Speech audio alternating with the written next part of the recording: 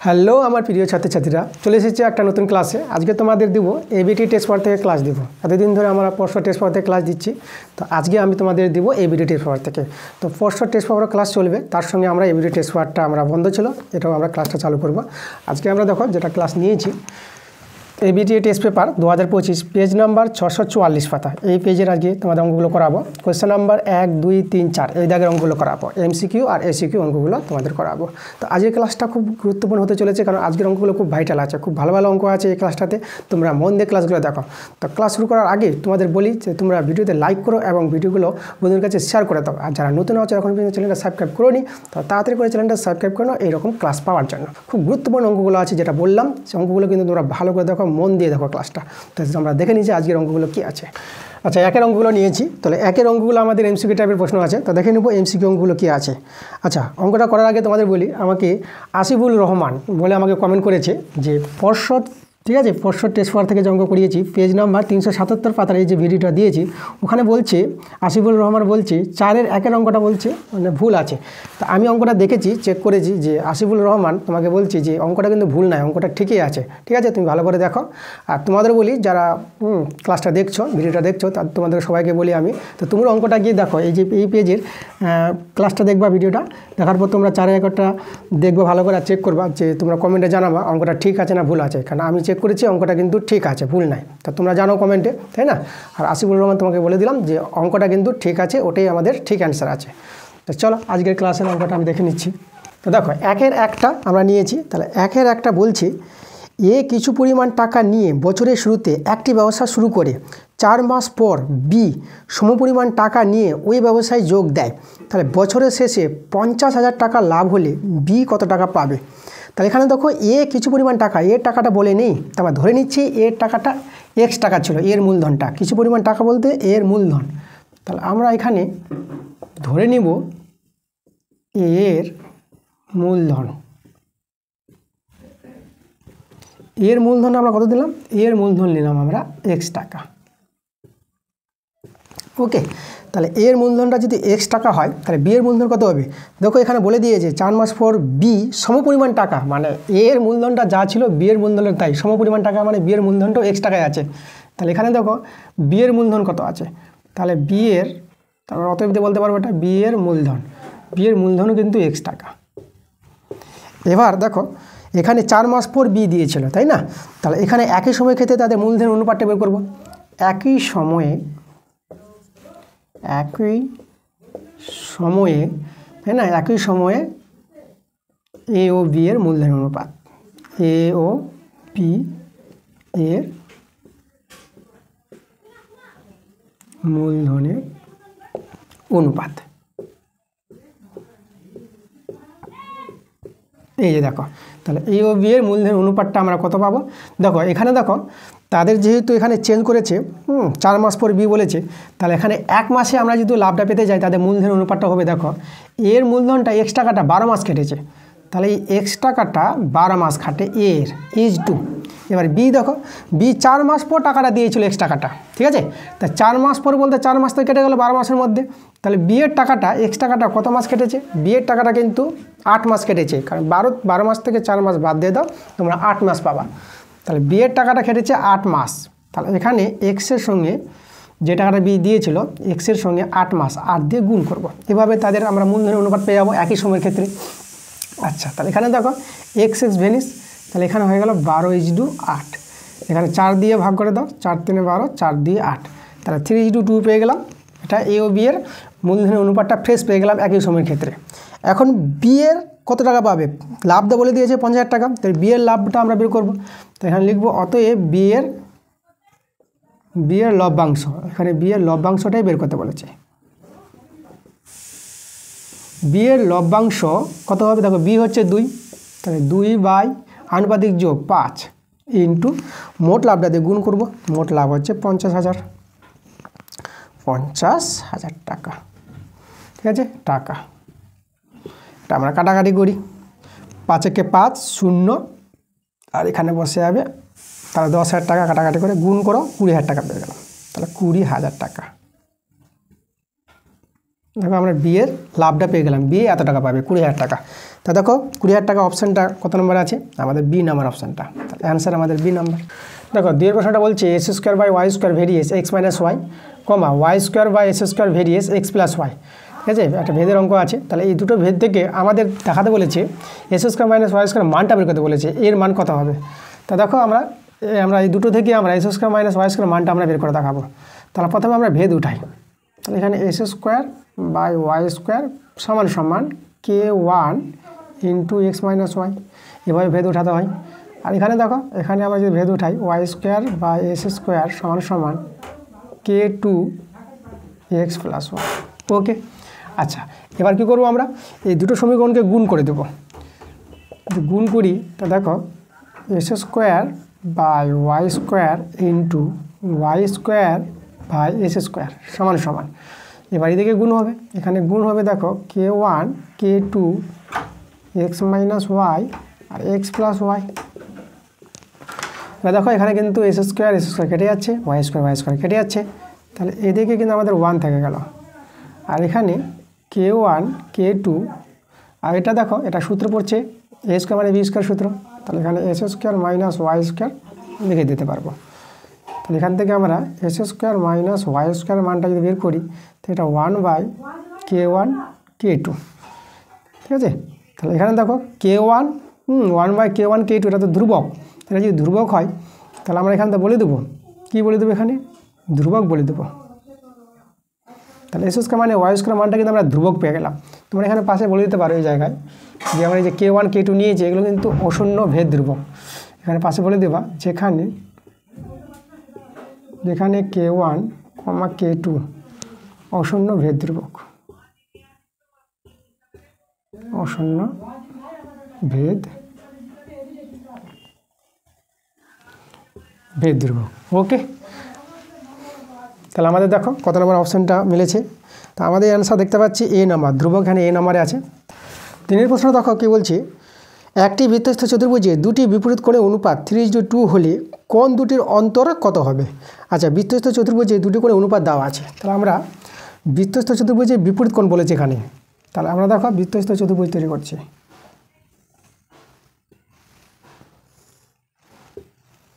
তাহলে দেখো এখানে আমরা A B C R D, তাহলে বিপরীত কোণ দুটি অনুপাত বলেছে, তাহলে এই যে দেখো তো আমাদের বিপরীত কোণ বলতে দেখো এখানে অনুপাতটা বলেছে 3:2, তাহলে আমরা এ কোণটা নিলাম 3x, অনুপাত থেকে ধরে নিলাম 3x ডিগ্রি, আর সি কোণটা বিপরীত কোণ সি যে কোণটা আছে এখানে নিলাম আমরা 2x ডিগ্রি। ঠিক আছে, তাহলে আমরা জানি যে বৃত্তস্থ চতুর্ভুজে বিপরীত কোণগুলি পরস্পর সম্পূরক হয়, তাহলে আমরা লিখব যেহেতু বৃত্তস্থ চতুর্ভুজের বিপরীত কোণগুলি পরস্পর সম্পূরক। ঠিক আছে, তাহলে এবার দেখো এখানে আমাদের সম্পূরক কোণ যদি হয় তাহলে এদের যোগফলটা কত হবে, মানে এখানে তোমাদের বলি যে এ কোণটা প্লাস সি কোণটা এদের যোগফলটা হবে 180 ডিগ্রি। এ কোণটা আমরা ধরেছি 3x ডিগ্রি আর সি কোণটাকে নিয়েছি আমরা 2x ডিগ্রি, 180 ডিগ্রি, এখান থেকে এক্সের মানটা পেয়ে যাবা 5x ডিগ্রি, আর এখানে 180 ডিগ্রি, 5 দিয়ে কাটাকাটি করো, এখানে 5 3 15 5 6 30, তাহলে দেখো x ডিগ্রিটা পেয়ে যাবা 36 ডিগ্রি। ওকে, তাহলে x ডিগ্রি 36 ডিগ্রি পেয়ে গেলাম। তাহলে আমরা দুটি কোণ বের করে নিই, আমরা এই কোণ দুটির অন্তর বলেছি, তাহলে এখানে এ কোণটা যদি আমরা বলি এ কোণটা কত হবে 3 × 36, এটা গুণ করো, এটা হবে 3 6 18 3 3 9 10, 108 ডিগ্রি। আর এখানে আমরা সি কোণটা বের করবো, সি কোণটা হচ্ছে 2 × 36 ডিগ্রি, তো এটা কত হবে, এটা দেখো এটা 72 ডিগ্রি পেয়ে যাবো। এবার অন্তর বলেছে, তো অন্তর বলতে অতএব এ কোণ বিয়োগ সি কোণ, এটা হচ্ছে দুটি কোণের অন্তর, তাহলে 108 ডিগ্রি মাইনাস 72 ডিগ্রি, এদের অন্তরটা দেখো বিয়োগ করে পেয়ে যাবা 36 ডিগ্রি পেয়ে যাবা। তাহলে এটাই আমাদের অ্যান্সার। দেখো 36 ডিগ্রি আমাদের কত নম্বর অপশানে আছে, সি নাম্বারে আছে, তাহলে অ্যান্সারটা হয়ে গেল সি নাম্বার।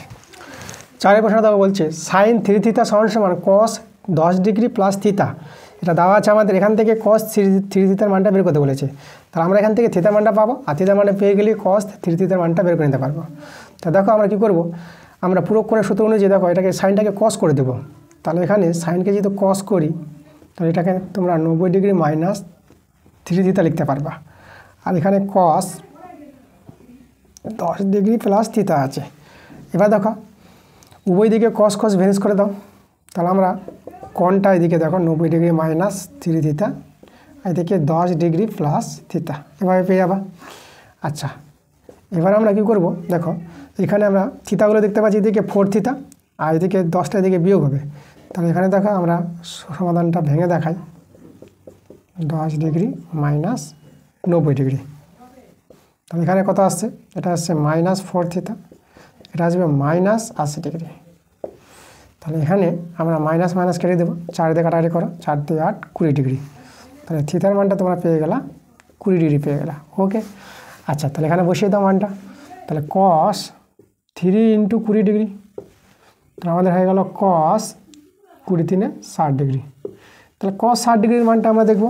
cos 60 ডিগ্রির মান আমরা জানি 1/2 হাফ, ঠিক আছে, এটা তোমাদের জানতে হবে। cos 60 এর মানটা হাফ হয়। তাহলে দেখো হাফ আমাদের কত নম্বর অপশানটা মিলেছে, আমাদের এই নাম্বারটাই মিলে গেছে। তাহলে অ্যান্সারটা আমাদের এই নাম্বার। 5 নম্বরটা দেখো বলছে একটি গোলক একটি শঙ্কু ও একটি লম্ববৃত্তাকার চোঙের উচ্চতা ও ব্যাসার্ধ সমান। আচ্ছা উচ্চতা ব্যাসার্ধ সমান বলে দিয়েছে, মানে H = R। তাদের আয়তন যথাক্রমে V1 V2 V3 ঘন একক হলে V1 = V2 = V3 এর মান কত হবে। আচ্ছা এখানে দেখো আমাদের প্রশ্ন বলে দিয়েছে উচ্চতা আর ব্যাসার্ধ, এটা কিন্তু সমান বলে দিয়েছে।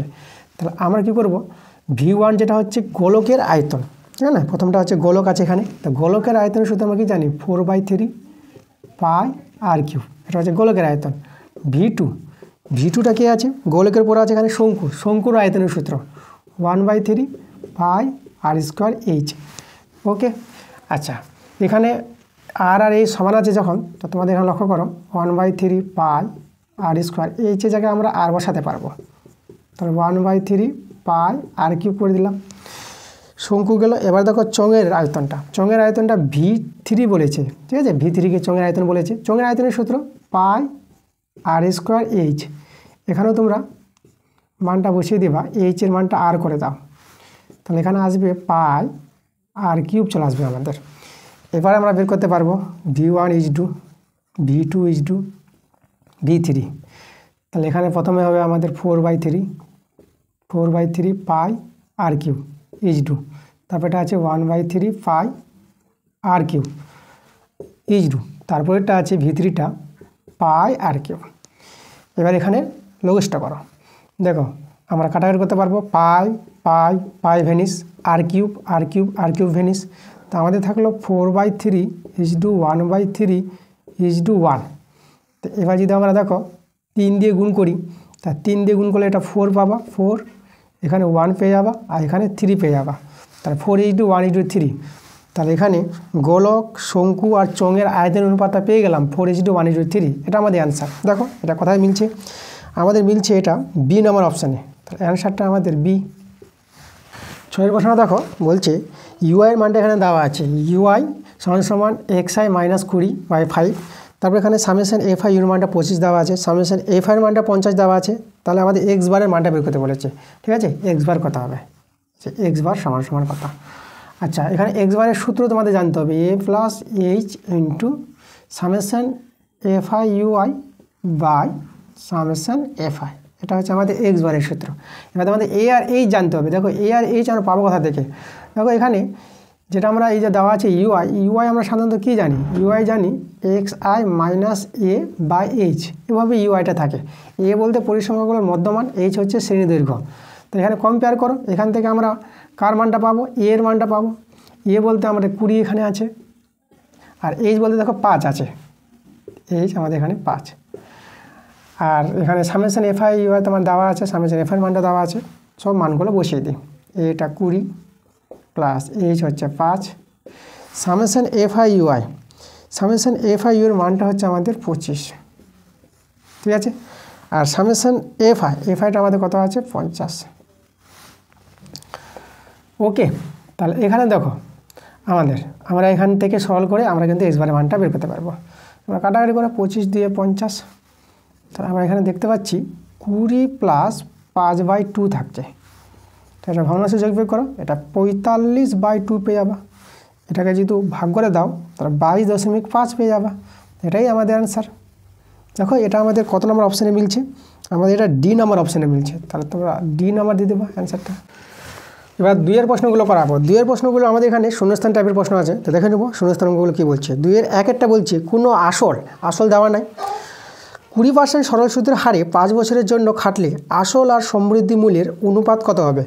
সমৃদ্ধি মূল বলতে সুদ আসল, তোমাদের জানতে হবে এখানে সমৃদ্ধি মূল সুদ আসল। আচ্ছা, কোনো আসল নাই, আসলটাকে আমরা এক্স ধরে নিলাম, এটা আমাদের আসল। এবার আমরা সুদটা বের করে নিই। সুদ হচ্ছে আয় সমান জানি পিটি r/100। মান বসাও, পি হচ্ছে আমাদের এক্স, টি সময়টা এখানে 5 বছর বলেছে, আর সুদের হার দেখো এখানে 20% বলে দিয়েছে, আর নিচে আমাদের এটা 100 দিয়ে দেবো। আচ্ছা, তাহলে এখান থেকে সরল করো, এটা যদি আমরা কাটাকাটি করি তাহলে 2 × 5 = 10, 5 কেটে গেল। দেখো সুদটা কিন্তু এক্সট্রা পেয়ে গেলাম, এখানে সুদ আর আসল সমান হয়ে গেল।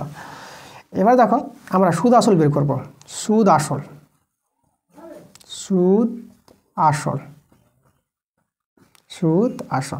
বা এটাকে বলা হয় সমৃদ্ধি মূল। তাহলে কত হবে দেখো সুদ আসলটা, দেখো আসল আর সুদ যোগ করো, আমরা সুদ আসল পাবো, তাহলে সুদ আসলটা 2x। এবার আমাদের বলেছে আসল আর সমৃদ্ধি মূলের অনুপাতটা, দেখো আসল তো হচ্ছে আমাদের x, আর সুদ আসল যেটা সমৃদ্ধি মূল সেটা হচ্ছে আমাদের 2x। এই অনুপাতটা বের করতে বলেছে, x = 2x। তাহলে দেখো আমাদের কত আসবে, x কেটে দাও, তাহলে 1:2। তাহলে 1:2 তোমরা শূন্যস্থানে বসাবা, আসল আর সমৃদ্ধি মূলের অনুপাতটা পেয়ে গেলাম 1:2। অ্যান্সার এটা আমাদের। 2-এর প্রশ্নটা দেখো বলছে a/b = 5:3 দেওয়া আছে, আর সংখ্যা দ্বয় যে সংখ্যা হচ্ছে a একটা সংখ্যা, b সংখ্যা, এই সংখ্যা দুটির লসাগু 75 বলে দিয়েছে। তাহলে সংখ্যা দুটির অন্তর কত, সংখ্যা দুটির বিয়োগফল বের করতে বলেছে। আগে আমাদের সংখ্যা দুটি বের করে নিতে হবে, সংখ্যা দুটি কী আছে। দেখো সংখ্যা দুটির অনুপাত যখন জানি তাহলে a = আমরা 5x বলতে পারবো, আর b = 3x বলতে পারবো। এটা অনুপাত থেকে আমরা ধরে নিতে পারবো সংখ্যা দুটো। তাহলে এখান থেকে দেখো, আচ্ছা এখানে তোমরা ধরি লিখলে বেশি ভালো, তো আমরা এখানে ধরি লিখে দিলাম, ধরি। এবার আমরা করব কি, এদের লসাগু বের করব, 5x আর 3x এর লসাগু। তাহলে আমরা 5x ও 3x এর লসাগু কী করে বের করবে। দেখো আমাদের দেখো x মিলেছে, তাহলে একটা x নিয়ে নিলাম। 5 দেখো মিলেনি, তা 5টাকে নিয়ে নেব। 3 দেখো 3টা একাই আছে, 3টাকেও নিয়ে নাও। এভাবে লসাগু করি আমরা, এদের গুণ করো 15x, তাহলে লসাগু পেয়ে গেলাম 15x। আবার কিন্তু লসাগুটা দেওয়া আছে, লসাগু 15x, আবার লসাগু প্রশ্নে বলেছে 75 লসাগু, তাই এটা সমান। তাহলে এখানে দেখো 15 5 × 75, তাহলে এখান থেকে আমরা x এর মান কত পেয়ে গেলাম 5। তাহলে আমরা এই সংখ্যাটা পেয়ে যাবো, সমান পেয়ে যাবো 5 × 5, তাহলে এটা পেয়ে গেলাম আমরা 25। আর বিটা দেখো 3 × 5, তাহলে বিটা পেয়ে গেলাম আমরা 15, এ পেয়ে গেলাম, বি পেয়ে গেলাম। এবার আমাদের সংখ্যা দুটির অন্তর বলেছে, তা অতএব ঠিক আছে a - b, এ হচ্ছে অন্তর। সংখ্যা দুটি এই যে, এ একটা সংখ্যা, বি একটা সংখ্যা, এদের অন্তর। তাহলে অন্তর বলতে আমরা 25 - 15, তাহলে এদের অন্তরটা কত হবে, 25 থেকে 15 বিয়োগ করো, তোমরা 10 পেয়ে যাবা। তাহলে সংখ্যাদের অন্তর আমরা 10 পেয়ে গেলাম, 10ই আমাদের অ্যান্সার। তাহলে শূন্যস্থানে তোমরা 10 বসাবা। এবার দেখো 3-এর প্রশ্নটা বলছে একটি বৃত্তে দুটি যে A B O C D পরস্পর পি বিন্দুতে ছেদ করে এপি = পিপি দেওয়া আছে 3:2 হলে বিডি = এসির মানটা বের করতে বলেছে। আচ্ছা আমরা ছবিটাকে ভালো করে বুঝি, প্রশ্নটা কী বলছে। আমাদের প্রথমে একটা বৃত্ত দেওয়া আছে, বৃত্তে দুটি যে আছে, একটা এ বি একটা সিডি। দেখো এ বি যেটা আমরা এভাবে দেখালাম, এভাবে চলে যাবে এ বিটা, এই যে এ বি, আর সিডিটা আমরা এদিকে করব, এই যে সিডি ছেদ করেছে কিন্তু আমাদের পি বিন্দুতে, এটা সিডি কোথায় ছেদ করেছে, পি বিন্দুতে ছেদ করেছে। তাহলে আমরা এখানে দেখো আমাদের যোগ করে নেব, এসি যোগ করি, তাহলে এসি যোগ করব, আর এদিকে বিডি যোগ করি, তাহলে আমাদের একটা বৃত্তস্থ চতুর্ভুজ পেয়ে যাচ্ছি। এসি ডিবি বৃত্তস্থ চতুর্ভুজ। তাহলে আমাদের যেটা দেওয়া আছে এখানে দেখো এপি = পিবি দেওয়া আছে, কত দেওয়া আছে 3:2, মানে এপি বাই পিবি এটা দেওয়া আছে 3/2 দেওয়া আছে। আর আমাদের বের করতে বলেছে বিডি = এসি, তাই না। তাহলে বিডি যেটা বিডি = এসি, এটা কত হবে এটা আমরা বের করে দেখাবো। দেখো আমরা কীভাবে বের করে দেখাবো। তার আগে আমরা দুটো ত্রিভুজ দেখতে পাচ্ছি না, বড় ত্রিভুজ APC একটা ত্রিভুজ, আর একটা ত্রিভুজ আছে BDP। এই দুটো ত্রিভুজকে আমরা সদৃশ্য দেখাবো। তাই নিয়ে আমরা দুটো ত্রিভুজ নিব APC ও ত্রিভুজ BDP, এই দুটো ত্রিভুজ থেকে আমরা নিচ্ছি। তো এর সদৃশ্য দেখাতে গেলে দুটো শর্ত সমান দেখাতে হবে দুটো ত্রিভুজ থেকেই।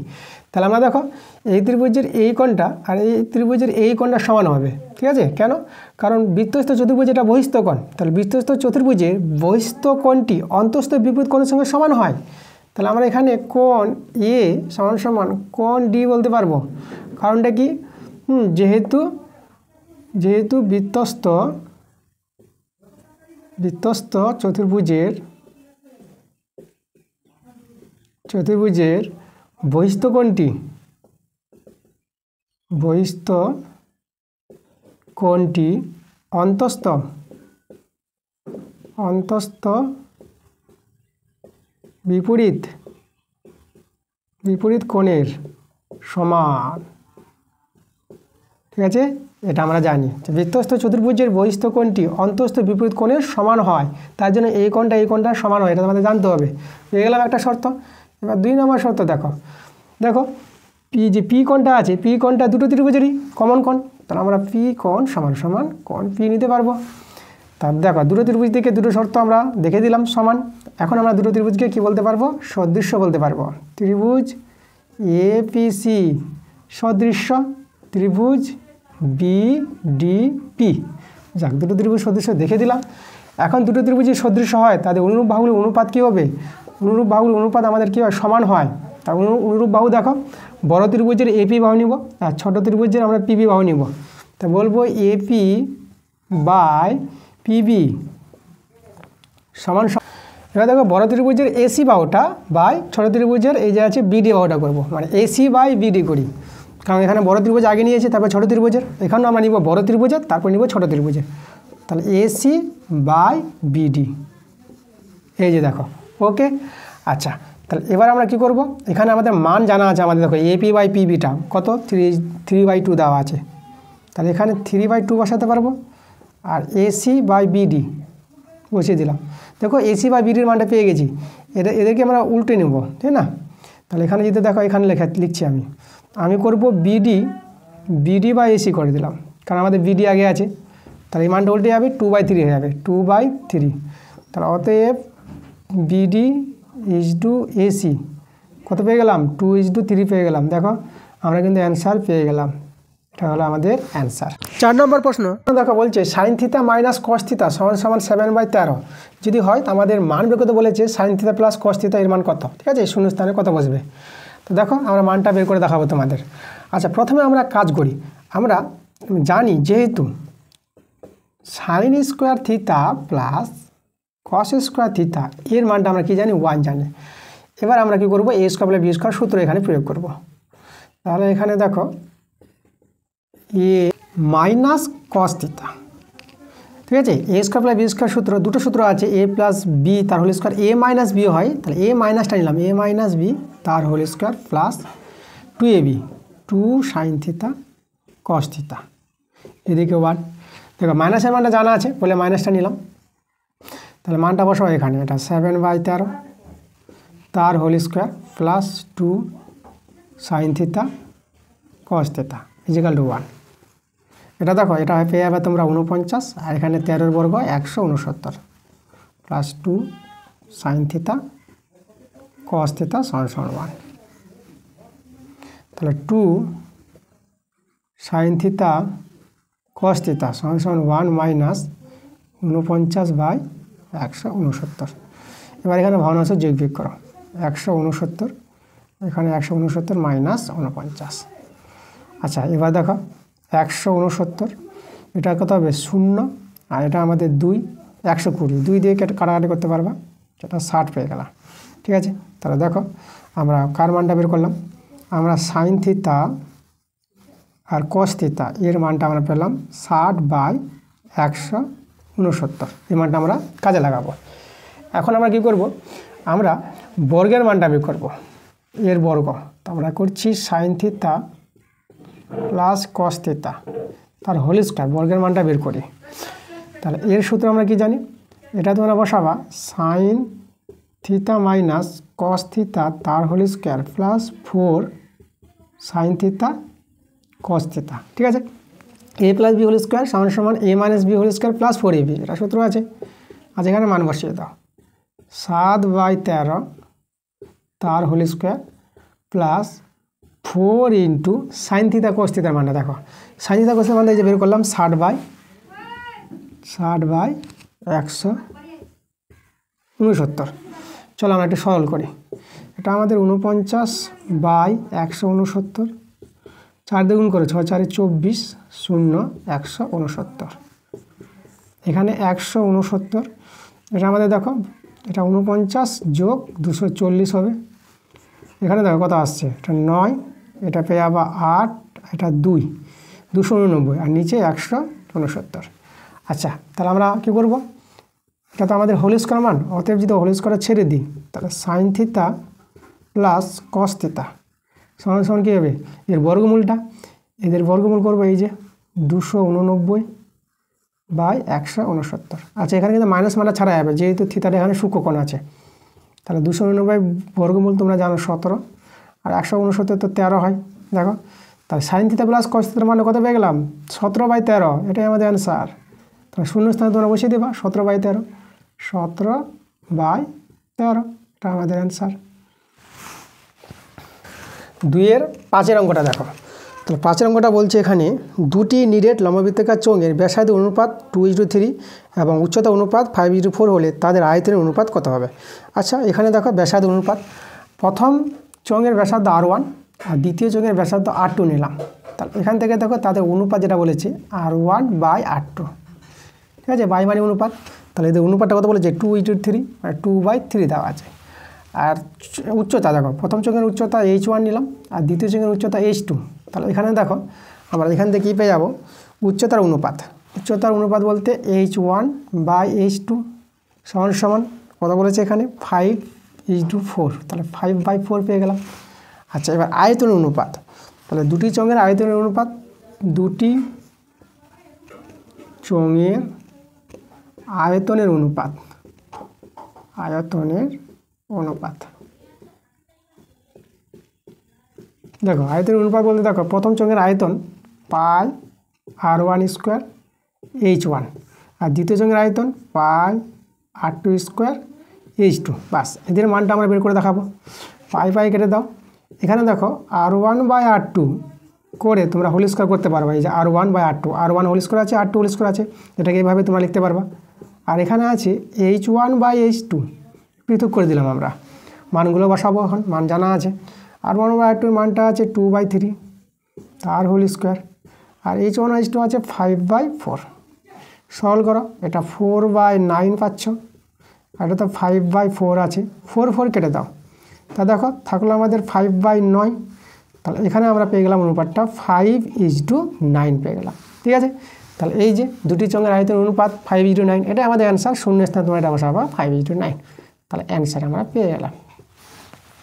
এবার দেখো 6-এর প্রশ্নটা কী বলছে, বলছে 31টি সংখ্যার গড় 50 যদি প্রথম 16টি সংখ্যার গড় 46 হয় এবং শেষ 16টি সংখ্যার গড় 53 হয়, তবে 16তম সংখ্যাটি কত হবে। 16তম সংখ্যাটি আমাদের এখানে বের করতে বলেছে। আচ্ছা, 31টি সংখ্যার গড় বলে দিয়েছে আমাদের, তাহলে 31টি সংখ্যা যদি গড় বলে দেয় তাহলে 31টি সংখ্যার মোট বের করতে পারবো আমরা। 31টি সংখ্যার মোট কী করে পাবো, দেখো আমরা গড়টা দিয়ে, এই যে আমাদের দেখো 31টা আছে, আর এই গড়টা দিয়ে গুণ করে দাও, যেটা আমাদের গড় বলে দিয়েছিল, গড় বলে দিয়েছে 50, তা 50 আর 31-এ গুণ করবো, মোট পেয়ে যাবো। তাহলে মোটটা দেখো কত পাচ্ছি, 5 × 5, 5 × 3 = 15, তাহলে 1550 পেলাম, 31টি সংখ্যার মোট পেয়ে গেলাম। আবার দেখো প্রথম 16টি সংখ্যার গড় বলে দিয়েছে, তাহলে আমরা প্রথম 16টি সংখ্যার মোটও পেয়ে যাবো। আমরা লিখব প্রথম 16টি সংখ্যার মোট। প্রথম 16টি সংখ্যার মোট কত হবে, তাহলে এই 16 সঙ্গে গুণ হবে প্রথম 16টি সংখ্যার গড়টা, তো গড় আছে এখানে 46 দিয়ে গুণ করে দাও। এটা গুণ করবা, এটা গুণ করে তোমরা পেয়ে যাবা 736 পেয়ে যাবা। এবার দেখো আবার শেষ 16টি সংখ্যারও গড় বলে দিয়েছে, এবার লিখবো শেষ 16টি সংখ্যার তাহলে মোট আমরা বের করব। তাহলে এখানে দেখো 16 দিয়ে গুণ হবে, তাহলে এখানে শেষ 16টি সংখ্যার যে গড় বলেছে 53, তাহলে এটা আমাদের 53, এটা তোমরা গুণ করবা, এটা গুণ করে তোমরা পেয়ে যাবা 848 পেয়ে যাবা। ঠিক আছে,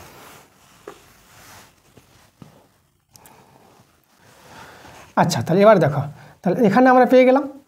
এবার আমরা করব কি, এই প্রথম 16টি সংখ্যার মোট আর শেষ 16টি সংখ্যার মোট আমরা যোগ করব, টোটাল কত হচ্ছে আমাদের। তাহলে লিখব অতএব প্রথম ও শেষ 16টি সংখ্যার মোট আমরা বের করব। দেখো কত, তাহলে 736 যোগ 848, এটা আমাদের যোগ করতে হবে।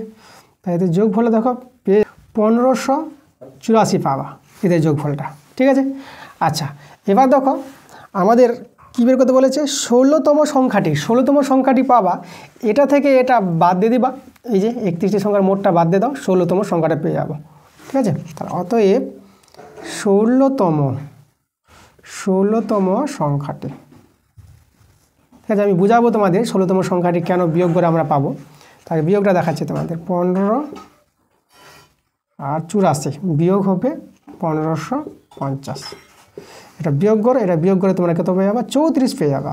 ঠিক আছে, তাহলে 16তম সংখ্যাটি হয়ে গেল 34, এটাই আমাদের অ্যান্সার। আচ্ছা 34 কী করে পেলাম, এটা কেন আমাদের বিয়োগ করে অ্যান্সারটা পেলাম, আমি এখানে তোমাদের একটু দেখাই। দেখো এই হচ্ছে টোটাল আমাদের এক থেকে এই যে 1 2 3 কতটি আছে, 31টি। তাহলে দেখো এখানে করতে আমাদের এখানে 15 আছে, এখানে আমাদের কত আছে, 16 আছে। ওকে, আচ্ছা এবার দেখো টোটাল 31টিতে মোট আমাদের পেলাম কত, 1500, ঠিক আছে 50 পেলাম, এটা হচ্ছে আমাদের মোট 31টির। আর প্রথম যে বলেছে প্রথম 16টি সংখ্যার, তাহলে প্রথম 16টি বলতে এখান থেকে এখানে আসতে হবে, এই যে এর মোটটা আমাদের বলে দিয়েছে কত, এটা বলেছে এই যে 736 প্রথম, তাহলে আমরা 736 পেয়ে গেলাম প্রথম। আর এইদিকে এখান থেকে শেষ 16টি, তো শেষ 16টি 31 থেকে যদি 16টি আসো, তাহলে কোথায় আসবা তোমরা, 31 থেকে 16টি আসলে তোমরা এখানে আসবা, একদম 15 কাছে আসবা, এই জায়গায় আসবা, এই জায়গায় যাবে, এই জায়গায় আসবে। তাহলে এটা কত, এটা হচ্ছে 848। তাহলে এবার দেখো এদের যোগফলটা আমাদের দেখো একসঙ্গে দুটো, এইদিকে ঢুকে আছে, এইদিকে ঢুকে আছে, মানে এই 16টা দুবার ঢুকে আছে, তাই না, 16টা আমাদের দুবার, তাই 16 সংখ্যাটা দুবার হয়ে গেছে আমাদের 16তম সংখ্যাটা। তাই 16তম সংখ্যাটা দুবার হয়েছে বলে আমরা এই মোট থেকে আমরা যেটা যদি বাদ দিয়ে দিই, তাহলে 16তম সংখ্যাটি পেয়ে যাব, তাই না। তাহলে এই জন্য আমাদের দেখো আমাদের এই মোট থেকে আমরা এটা বাদ দিয়ে দিয়েছি, তাহলে আমরা পেয়ে গেছি 16তম সংখ্যাটি পেয়ে গেছি 34। তাহলে অ্যান্সার হচ্ছে আমাদের 34, এটা শূন্যস্থানে বসাবা তোমরা। এবার দেখো 3 প্রশ্নগুলো আসলাম। 3 প্রশ্নগুলো আমাদের সত্য মিথ্যা টাইপের প্রশ্ন আছে, দেখে নেব সত্য মিথ্যা অঙ্কগুলো কী বলছে। তাহলে 3-এর 1 অঙ্কটা আছে, সরল সুদের ক্ষেত্রে প্রতি বছর সুদের পরিমাণ পরিবর্তিত হয় না। সুদের পরিমাণটা কিন্তু প্রতি বছর পরিবর্তিত হবে না, তাই না, একই থাকে, সুদের পরিমাণটা একই হয়। দেখো আমি তোমাদের উদাহরণ দিয়ে দেখাই এটা কীভাবে একই থাকছে। আচ্ছা আমরা এখানে আসলটাকে আমরা 100 টাকা নিয়ে নিলাম, আসল হচ্ছে 100 টাকা, আর সুদের হারটাকে আমরা নিলাম 10% নিয়ে নিলাম, এটা উদাহরণস্বরূপ নিলাম আমরা। এবার আমরা লিখব প্রথম 1 বছরের সুদটা বের করি। দেখো প্রথম 1 বছরের সুদ, তাহলে প্রথম 1 বছরের সুদ যদি বের করি, সুদের সূত্র আমরা কী জানি, PTR/100। তাহলে দেখো এখানে P বলতে 100 টাকা, সময় দেখো T প্রথম 1 বছর, তো সময়টা 1 বছর, তাহলে এখানে সময় 1 দিব, আর আরটা হচ্ছে আমাদের 10% ধরেছি, আর নিচে 100, তাহলে 100 কেটে দাও, তাহলে কত পেলাম আমরা পেয়ে গেলাম 10 টাকা। তাহলে এই অনুযায়ী প্রথম 1 বছরের সুদটা দেখো 10 টাকা। এবার দ্বিতীয় 1 বছরের সুদটা বের করে দেখব কত আসছে। দ্বিতীয় 1 বছর বা দ্বিতীয় বছর টানা 1 বছর, তাই না, দ্বিতীয় 1 বছরের সুদ, প্রথম বছর সুদটা পেয়ে গেল 10 টাকা, আর দ্বিতীয় বছর যখন দ্বিতীয় বছরটা খাটবে সেখানে তো 1 বছর টাকাটা থাকবে ব্যাংকে, সেই দ্বিতীয় 1 বছরের সুদটা কত পাবো দেখো। তাহলে আমাদের এখানে আসল দেখো, আসল তো 100 টাকা, আর সময় এখানে দেখো, এখানেও কিন্তু 1 বছরই। দ্বিতীয় বছরের ক্ষেত্রে ধরো 2025 সালে তুমি 10 টাকা পেলা, তো 2026 সালে কত টাকা পাবা? 2026 সালে তো 1 বছরের, তাহলে 1 বছরের সুদটা দেখো, আমরা এখানে সময়টা কিন্তু 1 বছর, আর সুদের হারটা 10 আর নিচে 100, তাহলে এখানে তো 100 কেটে গেল, আমাদের 10 টাকাই থেকে গেল। তাহলে দেখো তো এখানে প্রতি বছর প্রথম বছরেও 10 টাকা সুদ, দ্বিতীয় বছরেও 10 টাকা সুদ, একইভাবে তৃতীয় বছর বের করবা 10 টাকায় সুদ পাবা। তাহলে প্রতি বছর সুদের পরিমাণটা কিন্তু সমান হয়, এখানে পরিবর্তিত হয় বলেছে বলে অ্যান্সারটা তোমরা মিথ্যা লিখবা। তাহলে আমরা অ্যান্সারটা এখানে লিখব মিথ্যা, আমাদের অ্যান্সার। দেখো দ্বিতীয় প্রশ্নটা আছে আমাদের, এর 2/3 সমান সমান বি এর 75% সমান সমান সি এর 0.10, ঠিক আছে? এত কি বলেছে, এত যদি হয় তাহলে আমাদের বলেছে এখানে এইচ2 বিএইচ2 সি এর মান কত হবে। তা দেখো আমরা এখান থেকে এইচ2 বিএইচ2 সি এর মানটা বের করব। তাহলে প্রথম আমরা কি করি, আমরা এখানে দেখো এর এত মানে এ গুণিত 2/3, আর বি এর 75% মানে 75/100 ভেঙে নিলাম, আর দেখো সি গুণিত একে দশমিক উঠালাম, তাহলে 6/10 এভাবে রেখে দিলাম। এখন আমরা যদি এখানে কাটাকাটি করি, এখানে কাটাকাটি করি, 25 3 75, 25 4 100, ঠিক আছে? এখানে 3/4। এবার দেখো এখানে আমরা করব কি, আমরা এটাকে 3/2 করে নিলাম, এর নিচে 3/2, এটাকে সরল করো, এটা মানটা আবার উল্টে গুণ হবে, তাহলে আবার তোমার 2/3 পাবা। তাহলে এটা থেকে এটা করা যায়, ঠিক আছে? একে কে ধরে করা যায়, তো আমরা কে ধরে করছি না, আমরা এভাবে করব, খুব সহজে হয়ে যাবে অঙ্কটা। তো এখানে বি রাখলাম উপরে, আর দেখো 3/4 ছিল গুণ, তাই আমরা 4/3 করে দেবো নিচে, ঠিক আছে? সমান সমান এখানে সি উপরে থেকে গেল, আর এখানে আমরা এটাকে 10/6 করে দিলাম, উল্টে নিলাম। বাস, এবার লক্ষ্য করো, আমরা এবার এইচ2 বিএইচ2 সি বের করবো। তো এফ এইচ2 বিএইচ2 সি, দেখো এ বলতে দেখো এর নিচের মানটা বসে দাও, আমি বসাতে পারবা 3/2 এইচ2, বি বলতে বি এর নিচের মানটা 4/3, আর এখানে 10/6। বাস, দেখো এই যে হরটি আছে 2 3 6, এদের লসাগুটা যদি আমরা বলি, এদের লসাগু কিন্তু 6 পেয়ে যাবা। দেখো লসাগু সহজে বোঝা নিয়ম কি, 2 3 6, তাহলে এখানে দেখো এমন সবচেয়ে কোন ছোট সংখ্যাটা আছে যে তাকে 2 দিয়ে ভাগ যাবে, 3 দিয়ে ভাগ যাবে, 6 দিয়ে ভাগ যাবে, তাহলে সেটা 6 আছে। 6কে দেখো 2 দিয়ে ভাগ করতে পারবা, 3 দিয়ে ভাগ করতে পারবা, 6 দিয়ে ভাগ করতে পারবা, সবচেয়ে ছোট সংখ্যাটা, তাহলে সেটাই আমাদের লসাগু। তোমরা যদি লসাগু করে দেখো, যেভাবে লসাগু নিয়মটা 6 পাবা। তাহলে 2 3 6 লসাগু আমরা 6 পেলাম। তাহলে তোমরা কী করবা, এই লসাগুটা যে 6 পেলা, 6 দিয়ে গুণ করে দাও সবাইকে। এখানে 4/3 আছে গুণিত 6, এইচ2 10/6 গুণ করবো কি দিয়ে, 6 দিয়ে গুনবো, লসাগু দিয়ে গুণ। দেখো এখানে 2 3 6, 3 আসবে, এখানে 3 দিয়ে 6 2, এখানে 6 6 কেটে গেল, তাহলে এখানে পেলাম 3 3 9 এইচ2, আর এখানে 4 দিয়ে 8 এইচ2, আর এখানে আমার থেকে গেল 10। তাহলে দেখো এইচ2 বিএইচ2 সি এর মানটা বলেছিল, আমরা পেয়ে গেলাম অ্যান্সারটা 9H2 8H2 10 পেয়ে গেলাম। তাহলে এটা আমাদের অ্যান্সারটা সত্য। দেখো 3 প্রশ্নটা কি বলছে, এখানে এ ও বি বিন্দুর সংযোজক রেখাংশ তার একই পাশে অবস্থিত সি ও ডি বিন্দুতে সমান সমান কোণ উৎপন্ন করলে এ বি সি ডি বিন্দু চারটি সমবৃত্তস্থ হবে। আচ্ছা, এখানে আমরা দেখব চেক করে সমবৃত্তস্থ হচ্ছে কি হচ্ছে না। সমবৃত্তস্থ, তাহলে এখানে বৃত্তের কথা বলেছে, সমবৃত্তস্থ যখন বলেছে, তা আমরা বৃত্ত দিয়ে শুরু করি। আমরা একটা বৃত্ত অঙ্কন করলাম, এ বি একটা সরলরেখাংশ বলেছে প্রথমে, তাহলে দেখো আমরা এ বি সরলরেখাংশ নিয়ে নিলাম, এই যে এ আর বি সরলরেখাংশ নিলাম। এবার এ বি সরলরেখাংশ ঠিক তার একই পাশে এইদিকেই দুটো কোণ বলেছে এখানে বলেছে সি আর ডি বিন্দুতে সমান সমান কোণ উৎপন্ন করে। তা দেখো আমরা দুটো কোণ সমান সমান কোণ তৈরি করছি আমরা, তাহলে আমরা এভাবে নিয়ে আমরা এভাবে করলাম একটা কোণ, এই কোণটা করলাম, আর একটা কোণ আমরা এভাবে করে নিয়ে আমরা এই যে দেখো এ বি সরলরেখাংশর একই পাশে বলেছে, একটা সি কোণ নিলাম আর একটা ডি কোণ নিলাম, তাহলে এই দুটো কোণ বলেছে সমান। ওকে, তাহলে এখানে দেখো, তাহলে আমাদের বলেছে এ বি সি ডি এরা কি সমবৃত্তস্থ হবে, এই কথাটা জানতে চেয়েছে।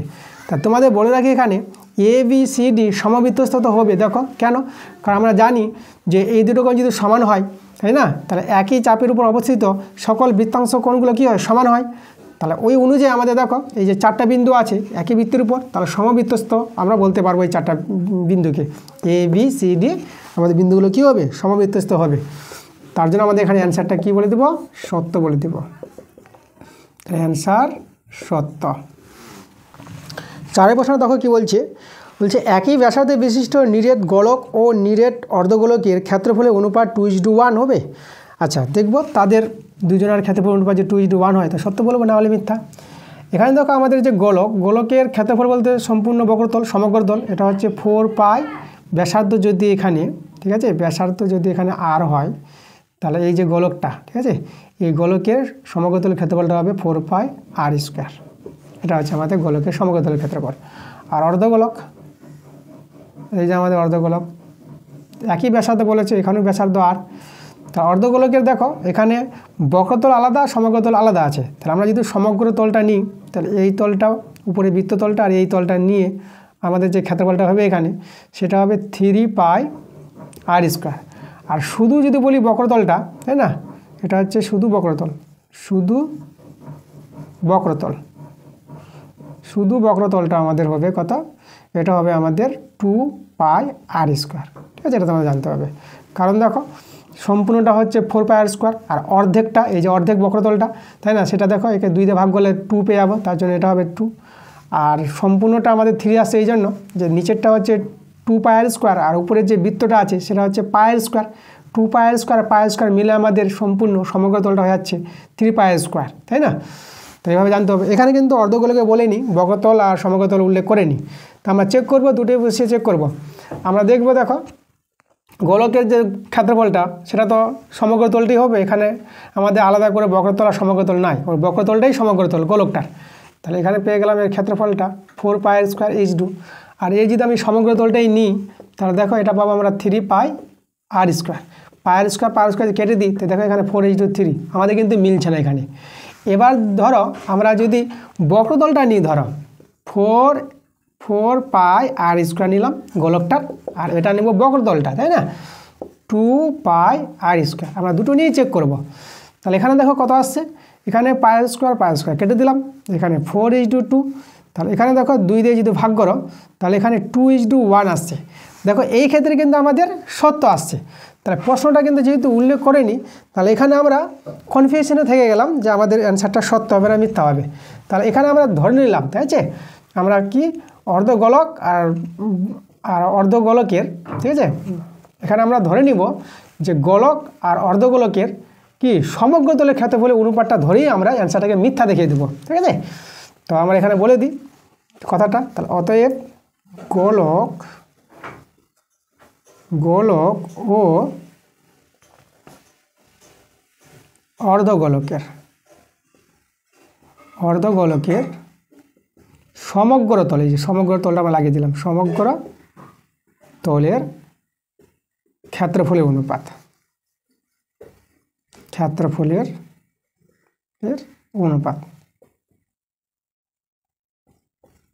সমান দেখো আমরা আবার করে দেখাচ্ছি তোমাদের। 4 পাই আর স্কোয়ার H2 3 পাই আর স্কোয়ার, পাই আর স্কোয়ার কেটে দাও, তাই এটা 4H2 3, দেখো আমাদের মিলেনি, তার জন্য আমরা এখানে অ্যান্সারটা মিথ্যা বলে দিই, অ্যান্সার মিথ্যা। ওকে, যেহেতু এখানে উল্লেখ করেনি, তো আমরা সমগ্র তলটাই ধরে নিলাম এখানে। এবার 3-এর 5টা আমরা করাবো। 3-এর 5টা বলছে ভূমির উপর লম্বভাবে দণ্ডায়মান একটি দণ্ডের ছায়ার দৈর্ঘ্য দণ্ডের দৈর্ঘ্যের গুণ, দেখো বলেনি এখানে কত গুণ, তো এখানে ধরে নেব আমরা এটা √3 গুণ ধরে নিবা, √3 গুণ, এখানে কিন্তু ওরা ছুটে গেছে, এখানে √3 গুণ হবে। ওকে, তা দৈর্ঘ্যের কত গুণ, √3 গুণ হলে সূর্যের উন্নতি কোণ 30 ডিগ্রি হবে। আচ্ছা দেখো আমরা চেক করব যে 30 ডিগ্রি আসছে কি আসছে না, 30 ডিগ্রি আসলে সত্য, না আসলে মিথ্যা। একটা দণ্ড আছে, এই যেখানে আমার ছায়াটা পড়েছে, ঠিক আছে, এই কোণটা, এই যে থিতা ধরে নিলাম, এই থিতা কোণটাকে আমাদের বলেছে 30 ডিগ্রি কী হবে। তা যেখানে বলেছে দেখো আমাদের দণ্ডের দৈর্ঘ্যটা, এই যে দণ্ডটাকে আমরা AB নিয়ে নিই, তাহলে ধরি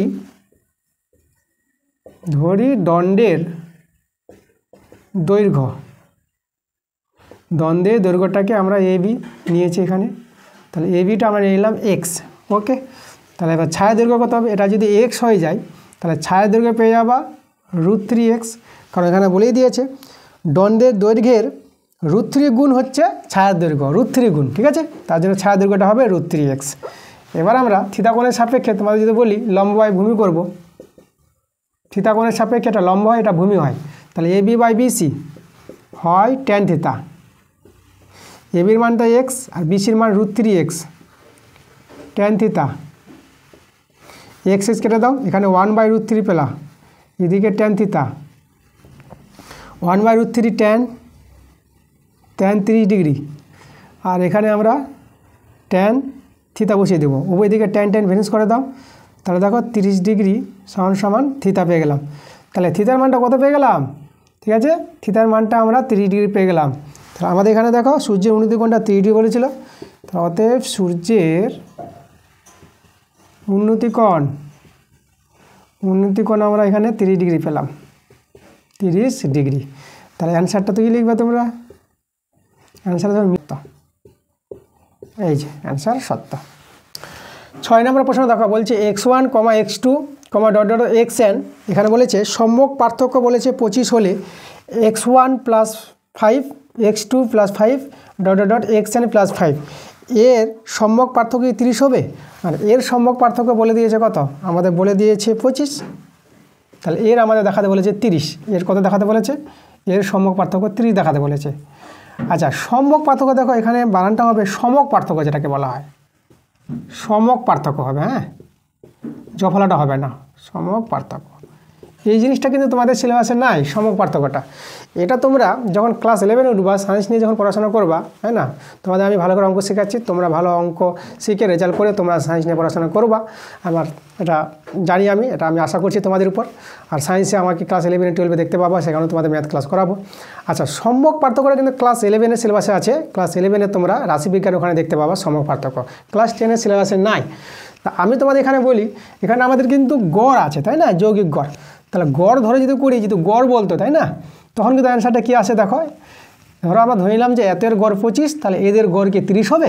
তাহলে গড় ধরে করছি আমরা, গড় দেখো গড় কীভাবে বের করি, x1 + x2 সবগুলো যোগ করব xn, আর যতগুলো সংখ্যা আছে n সংখ্যা, ঠিক আছে, এই গড়টা কত 25 বলে দিয়েছে।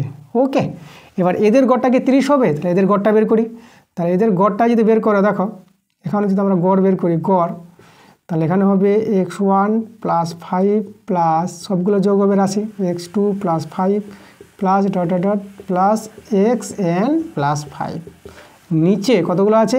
n সংখ্যক আছে, এখানে nটাই 1 থেকে শুরু, n থেকে শেষ, nটাই। তাহলে কি পৃথক করে নাও, এখানে x1 + x2 plus plus xn, এক্সগুলো একদিকে করলাম আর নিচে nটা দিয়ে দিলাম। এখানে দেখো 5 কবার 5 আছে, একবার দুবার করে 5 কিন্তু n বার আছে, ঠিক আছে, nটি 5 আছে। তাহলে nটি যদি 5 থাকে, তাহলে এখানে দেখো, তাহলে আমরা 5এর সঙ্গে আমরা n গুণ করতে পারবো, যেহেতু 5 কটা আছে, nটা, তাহলে 5 × n, 5 যদি দুটো থাকতো তো 10, মানে 5 দিয়ে 10, 5 × 2 হতো। 5 যখন nটা আছে, তা 5 × n, আর এই nটা আমরা এখানে দেবো, এই nটা এঁকে দিলাম, এটা এখানে পৃথক করে দেওয়া যাবে। আচ্ছা, এর মানটা দেখো 25 প্লাস এখানে n কেটে দাও, এটা পেয়ে যাবে 5।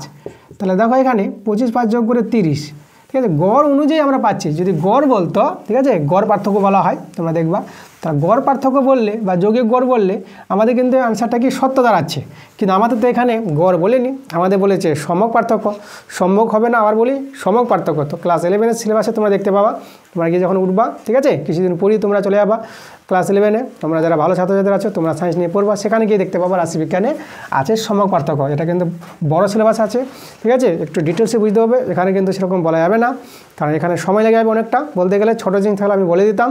তা সমক পার্থক্য অনুযায়ী তোমরা যদি করো, সমক পার্থক্য অনুযায়ী এটা কিন্তু হবে না আমাদের, ঠিক আছে। সমক পার্থক্য এটা যদি 25 বলে, তাহলে এটার আমাদের কি 30 আসবে না। তাহলে সমক পার্থক্য অনুযায়ী আমরা বলবো, সমক পার্থক্য অনুযায়ী কি অ্যান্সারটা আমরা লিখব মিথ্যা, লিখে দেবো অ্যান্সারটা, ঠিক আছে। এটা কিন্তু 30 আসবে না, ঠিক আছে, এটা তোমরা জেনে রাখো। যেহেতু আমাদের সিলেবাসে নাই, তোমাদের অত চাপ নাই, ঠিক আছে। তোমরা ক্লাস 11 গিয়ে শিখবা সমক পার্থক্য কী জিনিসটা। তোমার এখানে অ্যান্সারটাই মিথ্যা পাবা। যৌগিক পার্থক্য বললে, গড় পার্থক্য যদি বলতো, তাহলে আমাদের সত্য হতো কথাটা। আর সমক পার্থক্য বলেছে বলে আমাদের এখানে অ্যান্সারটা মিথ্যা। এবার দেখো 4 প্রশ্ন আসলাম। 4 প্রশ্নগুলো 2 মার্কের প্রশ্ন আছে, তোমরা প্রতিটি প্রশ্নের জন্য 2 নম্বর করে পেয়ে যাবা। দেখো তোমাদের সব অঙ্কগুলো করাচ্ছি। তোমাদের যদি ক্লাসগুলো ভালো লাগে তোমরা ভিডিওগুলোতে লাইক করো, আর ভিডিওগুলো বেশি বেশি করে শেয়ার করো বন্ধুদের কাছে। এবং যারা নতুন আছো এখন পর্যন্ত যারা চ্যানেলটাকে সাবস্ক্রাইব করোনি, তোমরা তাড়াতাড়ি করে চ্যানেলটা সাবস্ক্রাইব করে নাও এইরকম ক্লাস পাওয়ার জন্য। দেখো আজকের ক্লাসটা যেটা বলেছিলাম খুব ইম্পর্টেন্ট ক্লাস, খুব ভালো ভালো অঙ্ক আছে। তো চলো আমরা চারের অঙ্কগুলো দেখে নেবো। এখানেও চারের দাগের অঙ্কগুলো খুবই ভালো ভালো আছে। তো চারের এক একটা দেখো কী বলছে। চারের এক একটা বলছে পর্ব 1 বছর হিসাবে কোনো মূলধন 3 বছরের সমূল চক্রবৃদ্ধি 8 গুণ হয়েছে। তাহলে সুদের হার নির্ণয় করো। সুদের হারটা বের করতে বলেছে, এখানে 8টা বের করতে হবে। কোনো মূলধন এখানে দেওয়া নাই, আমরা ধরে নিচ্ছি মূলধনটা আমরা মূলধনকে পি বলি, এটাকে আমরা x টাকা ধরে নিলাম। মূলধন কত আমাদের x টাকা। আচ্ছা এবার দেখো আমাদের এখানে সমূল চক্রবৃদ্ধি যেটা 8 গুণ বলে দিয়েছে, মূলধনের 8 গুণ, মানে তাহলে সমূল চক্রবৃদ্ধি হবে 8x। তাহলে অতএব সমূল চক্রবৃদ্ধি এটা কত হবে? ঠিক আছে, এই যে আসলের 8 গুণ হবে, 8 গুণ বলে দিয়েছে, তাহলে এখানে হবে আমাদের সমূল চক্রবৃদ্ধির 8x। এবার সমূল চক্রবৃদ্ধির সূত্র আমরা কি জানি? p × 1 + ঠিক আছে r বাই, এখানে কিন্তু গুণ হবে। কত দিয়ে গুণ হবে এখানে? তোমাদের এখানে আমি বলে রাখি পর্ব কিন্তু এখানে দেখো 1 বছর অন্তর। পর্ব কত বলেছে? পর্ব এখানে বলেছে 1 বছর। ঠিক আছে, পর্ব যদি 1 বছর হয় তাহলে এখানে 12কে দেখো 1 বছর মানে 12 মাস, 1 বছর মানে 12 মাস। তাহলে এখানে 12কে 12 দিয়েই ভাগ, তা কত পেলাম আমরা? 1 পেয়ে গেলাম। এই একটা আমাদের ইম্পর্টেন্ট, তাই না? পর্ব যদি 3 মাস হতো তা 3 দিয়ে ভাগ হতো। পর্ব 6 মাস হলে পরে 6 দিয়ে ভাগ হতো। 6 দিয়ে ভাগ হয়ে 2 পেতাম, 3 দিয়ে ভাগ করলে এখানে 4 পেতাম। ঠিক আছে, আর যখন 1 বছর মানে 12 মাস পর্বটা, 12 মাস অন্তর, তাহলে এখানে আমাদের 12 দিয়ে ভাগ করবো 12কে, কারণ 12 মাস 1 বছর হয়। তাহলে এখানে দেখো 1 গুণ হবে এই অনুযায়ী, পর্ব অনুযায়ী।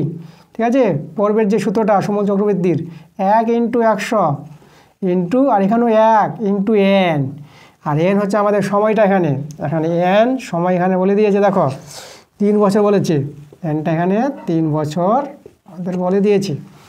আচ্ছা এটা হচ্ছে আমাদের কি সমূল চক্রবৃদ্ধি পর্ব অনুযায়ী সূত্রটা, আর এদিকে আছে 8x। বাস, এবার এখান থেকে আমাদের r এর মানটা বের করতে হবে। সুদের হারটাই বলেছে কত হবে। আচ্ছা x কেটে দাও। আচ্ছা এখানে মানটা আগে বসাই আমরা, তারপরে কাটবো, এখন আমরা কাটছি না। আচ্ছা দেখো আমরা মানগুলো বসাচ্ছি। তাহলে এখানে লিখব p এর মান। p এর মান কত? এই যে দেখো x 1 + 8টাতে বের হবে, এখানে আমরা 100 করে দিলাম। আর এখানে দেখো 1 × n এর মানটা 3, আর এদিকে 8x। এবার x কেটে দাও, তাহলে x কেটে গেল। এখন আমাদের থেকে গেল এখানে দেখো 1 + r/100 পাওয়ার কত আছে? 3 আছে এখানে। 8কে তোমরা লিখো 2 এর কিউব। এবার তোমরা সূচকের নিয়ম অনুযায়ী পাওয়ার যখন সমান তো মূল সংখ্যা সমান করতে পারবা। তাহলে 1 + r/100 = 2 করে নিতে পারবা। এখান থেকে আমরা সহজে r এর মানটা বের করতে পারবো। আচ্ছা চলো r এর মানটা আমরা বের করি। তাহলে r/100, একটা ওদিকে বিয়োগ হয়ে কত হবে? ঠিক আছে, 2 এর সঙ্গে 1 বিয়োগ, তাহলে 1। এবার এখানে বর্জন করে নাও, r = 100। তাহলে এই যে 100%, এটা আমাদের অ্যান্সার। তাহলে অতএব আমাদের বার্ষিক সুদের হার বের করতে বলেছিল, তাই না? সুদের হার কত? তাহলে অতএব সুদের হার = 100%, এটাই হলো আমাদের অ্যান্সার। এবার দেখো 2 এর প্রশ্নটি বলছে আমাদের একটি দ্রব্যের মূল্য প্রতি বছর 10% হারে কমে দ্রব্যটির বর্তমান মূল্য 182 টাকা হলে 2 বছর পূর্বে দ্রব্যটির দাম কত ছিল? আচ্ছা 2 বছর পূর্বে দ্রব্যটির দাম বের করতে বলেছে, তা আমাদের এখানে ধরে নিতে হবে 2 বছর পূর্বে দ্রব্যটির দাম ছিল x টাকা। চলো আমরা ধরে নিচ্ছি, ধরি 2 বছর পূর্বে দ্রব্যটির দাম ছিল, ঠিক আছে, আগে ছিল এটা দামটা কত টাকা ধরলাম আমরা? x টাকা ধরে নিলাম। এটা হচ্ছে 2 বছর পূর্বের টাকাটা। আচ্ছা এবার 2 বছর পর বর্তমানে নিয়ে আসবো আমরা। 2 বছর পর টাকাটা কত হবে? x টাকাটা কত হবে যদি আমাদের প্রতি বছর 10% হারে কমে যায়? তাহলে অতএব 2 বছর পর দ্রব্যটির দাম হবে, তাই না? 2 বছর পর কত হবে? 2 বছর হবে, দেখো আমাদের যেটা সূত্র p × 1 মাইনাস হবে, যেহেতু এখানে কমছে, তাই না? 10% হারে কমছে, r/100 whole to the power n, এটা আমাদের সূত্র। মান বসাও। পি হচ্ছে দেখো যেটা আমাদের এই যে দাম ছিল যেটা, হ্যাঁ পূর্বের দাম যেটা ধরেছিলাম সেটা হচ্ছে এক্স, তাহলে আমরা এখানে পি এর জায়গায় এক্স বসাবো। 1 মাইনাস কত হারে কমছে 10%, আর এর জায়গায় এখানে 10 বসিয়ে দিবা, আর নিচে 100। আর এখানে দেখো এনটা হচ্ছে সময়, মানে এখানে আমরা 2 বছর দিব, এটা হচ্ছে আমাদের 2 বছর। তাহলে এখানে সরল করব। এখানে যদি আমরা সরল করি দেখো আমরা পেয়ে যাবো এটা, একটা শূন্য কেটে দাও, তাহলে এটা 9/10 তার হোল স্কোয়ার পেয়ে যাচ্ছ।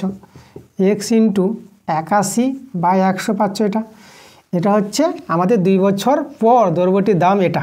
আবার কিন্তু দেখো বর্তমান দাম বলে দিয়েছে 182 টাকা, বর্তমান দামটাই তো এই টাকাটা, তাই না?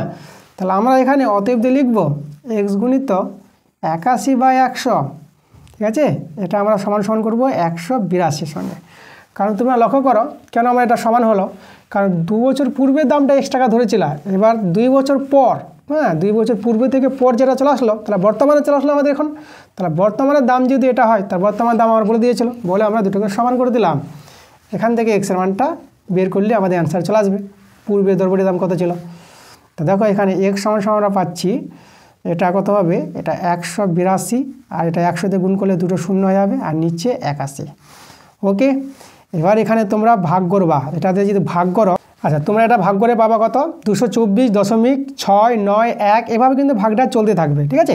তোমরা যদি ভাগ করবা, আর এখানে আমরা আসন্ন মানে করে নিব 224.69, ঠিক আছে? আসন্ন মানে করে নিলাম মানটা, এই টাকাটা হবে আমাদের। এত টাকাটা প্রায় লিখতে পারো, যেহেতু আসন্ন মানে লিখেছো প্রায় আমাদের এই টাকাটা। তাহলে আমাদের পূর্বের দ্রব্যটির দাম কত ছিল, আমরা এটা অ্যান্সার লিখে দেবো। তাহলে চলো একটু এখানে লিখে দেখাই। অতএব 2 বছর পূর্বে, ঠিক আছে, 2 বছর আগে যেটা, 2 বছর পূর্বে দ্রব্যটির দাম ছিল কত ছিল, এখানে দেখো আমাদের এই টাকাটা অ্যান্সার। তো আমরা লিখে দেব 224.69 টাকা। এখানে পাশে প্রায় লিখে দাও, আসলে আমরা নিয়েছি মানটা প্রায়। দেখো আমরা অ্যান্সার কিন্তু পেয়ে গেলাম, এটাই আমাদের অ্যান্সার। এবার দেখো 4-এর 3 নম্বরটা নিয়েছি। 3 নম্বরটা বলছে ax² + bx + c = 0। এই দ্বিঘাত সমীকরণের বীজদের অনুপাত আছে 1:3, বীজদের অনুপাত বলে দিয়েছে 1:3। তাহলে আমাদের বলেছে a b c এর, a b আর c এর সম্পর্ক বের করতে বলেছে। তা দেখো আমরা প্রথমে করব কি, বীজদের অনুপাত যখন দেওয়া আছে আমরা বীজ দিয়ে ধরে নিতে পারবো 1 থেকে আলফা আর 3 থেকে 3 আলফা। তা আমরা এখানে ধরে নিচ্ছি, ধরি বীজ দয় আমরা আলফা নিলাম একটা, আর একটা নিলাম 3 আলফা। ওকে, তাহলে বীজ দয়ের যোগফল বের করতে পারবো আলফা প্লাস 3 আলফা। বীজ দয়ের যোগফলের সূত্র -b/a, ঠিক আছে? এটা মনে রাখবো, এটা বীজ দয়ের যোগফলের সূত্র। এখান থেকে একটু সরল করি, আমরা এটা 4 আলফা পেয়ে গেলাম, -b/a। এখান থেকে আমরা আলফার মানটা বের করে নেব, তাহলে -b আর নিচে 4a। এবার বীজদের গুণফল করব, এবং বীজদের গুণফল দেখো আলফা গুণিত 3 আলফা, এটা সমান হয় c/a।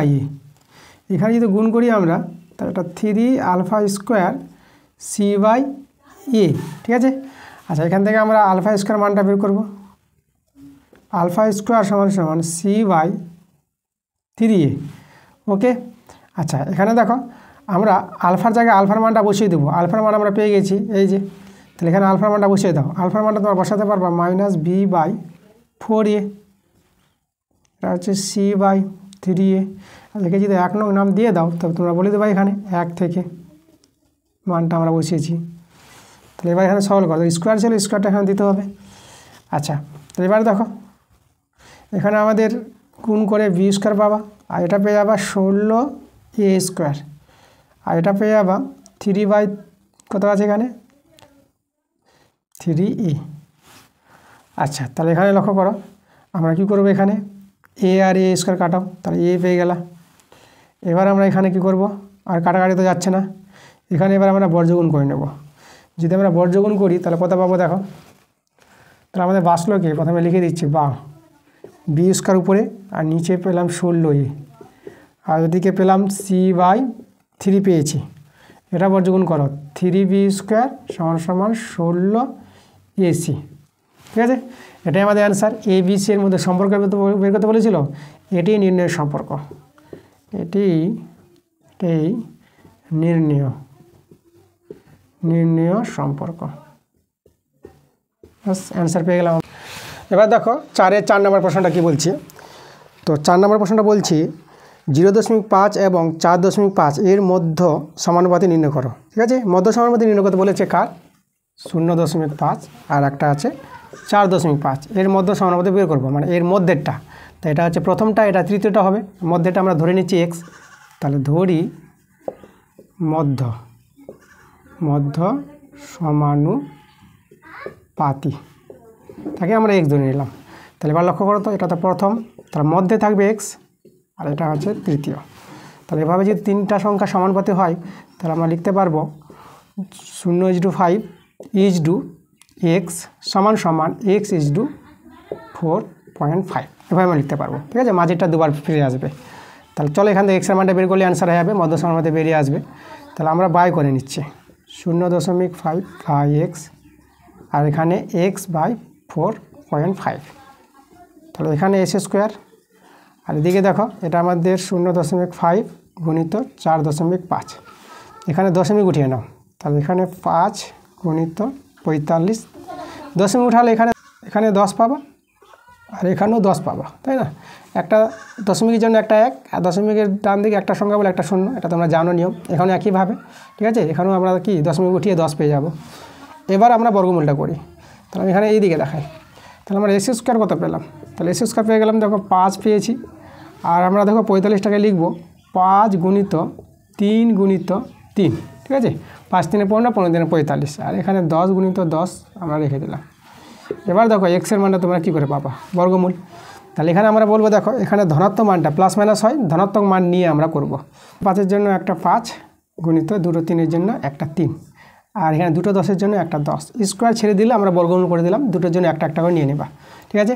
তার পাশে লিখবা এখানে আমরা কিন্তু ধনাত্মক মান নিয়েছি, ধনাত্মক মান নিয়ে, ওকে, ধনাত্মক মান নিয়ে। তাহলে এবার দেখো এটা সলভ করে না, এটা আমাদের অ্যান্সার, এটা হচ্ছে 15, নিচে হচ্ছে 10। তাহলে x সমান পেয়ে যাবো 1.5। দেখো 10 দিয়ে ভাগ করার নিয়ম, একটা শূন্য একটার পর দশমিক বসিয়ে দিবা ডান দিক থেকে, তা দেখো 5-এর পর দশমিক পড়ে যাবে। এভাবে তোমরা ভাগটা সংক্ষেপে করতে পারবা। তাহলে পেয়ে গেলাম মধ্য সমানুপাতি, তাহলে মধ্য সমানুপাতি কত পেলাম? 1.5। তাহলে এটা আমাদের অ্যান্সার। এবার দেখো 5-এর প্রশ্নটা আমাদের বলছে এখানে অকেন্দ্রীয় বৃত্তের ব্যাসার্ধ 5 সেমি, কেন্দ্র থেকে 13 সেমি দূরে অবস্থিত এ বিন্দু থেকে বৃত্তের 2টি স্পর্শক টানা হয়েছে। ও এর একাংশ বৃত্তকে সি বিন্দুতে ছেদ করেছে। সি বিন্দুতে অঙ্কিত স্পর্শক পূর্বের স্পর্শক দ্বয়কে এম ও এন বিন্দুতে ছেদ করলে এম এন এর দৈর্ঘ্য কত হবে? আচ্ছা, দেখো প্রশ্নটা একটু লম্বা আছে, তাহলে আমরা ছবিটা এঁকে প্রশ্নটা আমরা ভালো করে বুঝবো। প্রথমে তো আমাদের একটা বৃত্ত আছে, তাহলে এই যে আমাদের বৃত্ত, ঠিক আছে। এবার আমাদের কি বলেছে, দেখো একটা বহিস্থ বিন্দু আছে, কেন্দ্র থেকে দূরত্ব বলে দিয়েছে, এই যে এখান থেকে এই যে বহিস্থ বিন্দু, এটা কেন্দ্র আমরা ও নিয়ে নিলাম, আর এখানে একটা বহিস্থ বিন্দু এ আছে, এই বিন্দু থেকে স্পর্শক আছে 2টি স্পর্শক। তাহলে এই যে আমাদের একটা স্পর্শক, আর এখান থেকে আমরা এই যে একটা স্পর্শক করে দিলাম।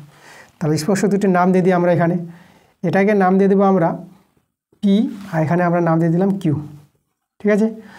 এবার আমরা ব্যাসার্ধগুলো যোগ করে দিই, এটা আমাদের ব্যাসার্ধ আর এখানে আমাদের ব্যাসার্ধ, এই যে আমাদের ব্যাসার্ধ, ঠিক আছে।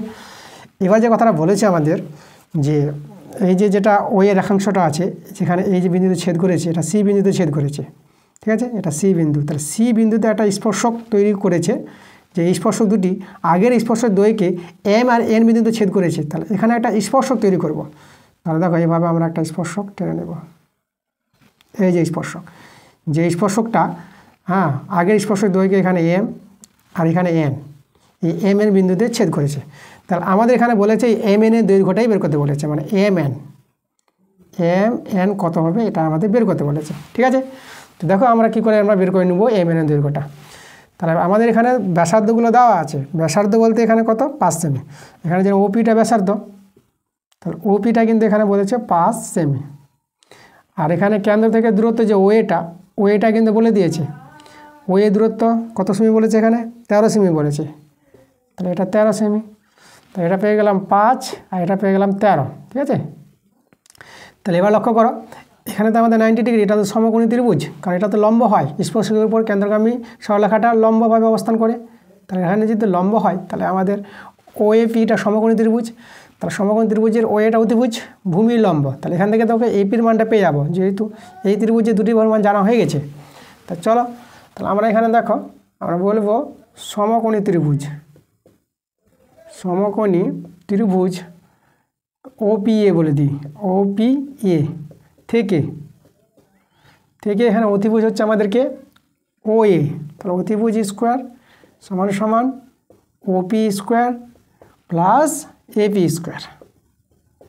মান আমরা বসাবো, OA হচ্ছে 13 স্কোয়ার, OP 5 স্কোয়ার আর AP এটা আমরা বের করব।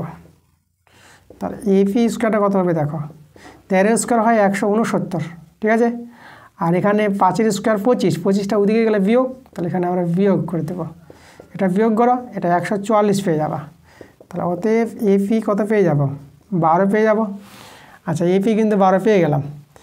এবার আমাদের দেখো আমরা কি করব, এই যে বিন্দুটা আছে এই বিন্দুটা লক্ষ্য করে, এটা তো বহিস্থ বিন্দু, ঠিক আছে, বৃত্তের বহিস্থ বিন্দু থেকে দেখো PM আর MC একটা স্পর্শক, তাহলে এরা কী হবে, সমান হবে। তাহলে এখানে আমরা দেখো বলতে পারবো, অতএব দিয়ে বলবো যে PM সমান সমান কিন্তু MC হবে। ওকে, এদেরকে আমরা X ধরে নিলাম, X ধরি। এখানে তোমরা লিখবা বৃত্তের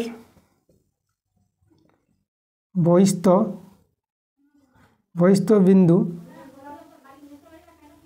বিন্দুটা এখানে কি আছে, M থেকে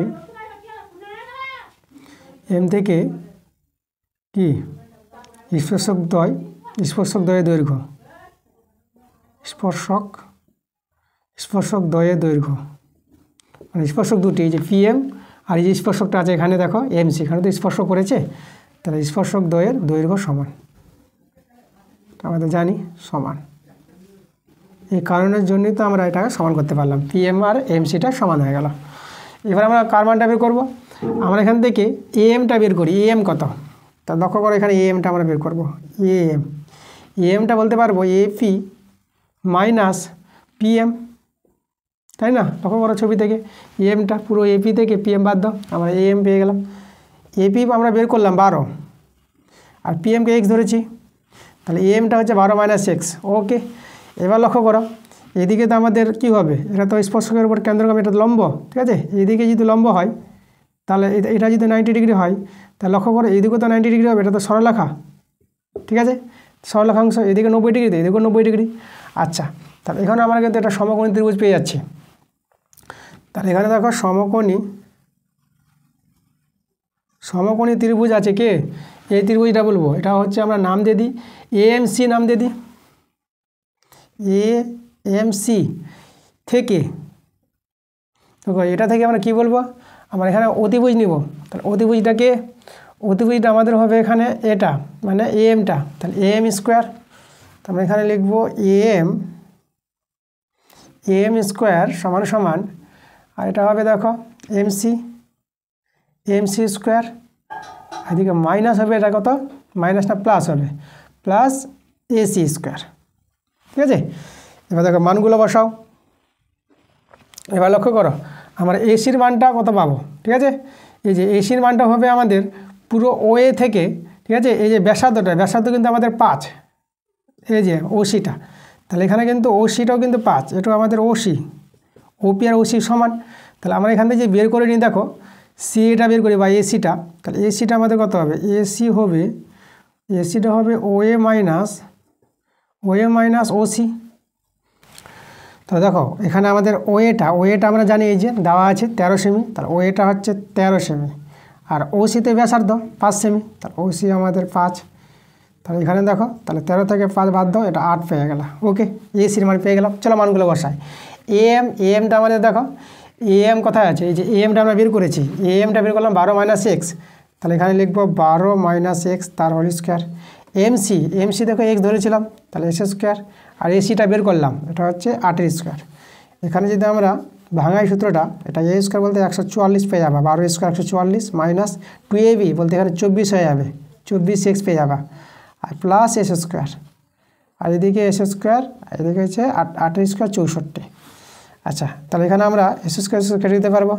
আচ্ছা, আমি এবার এখানে দেখাই, এই দিকে দেখাচ্ছি, বা আমাদের এদিকে 144 মাইনাস 24x আর এইদিকে ডান দিকে থাকলো কত 64 বা মাইনাস 24x 64 মাইনাস 144 আচ্ছা বা মাইনাস 24x এটা বিয়োগ করো মাইনাস 80 পেয়ে যাবা।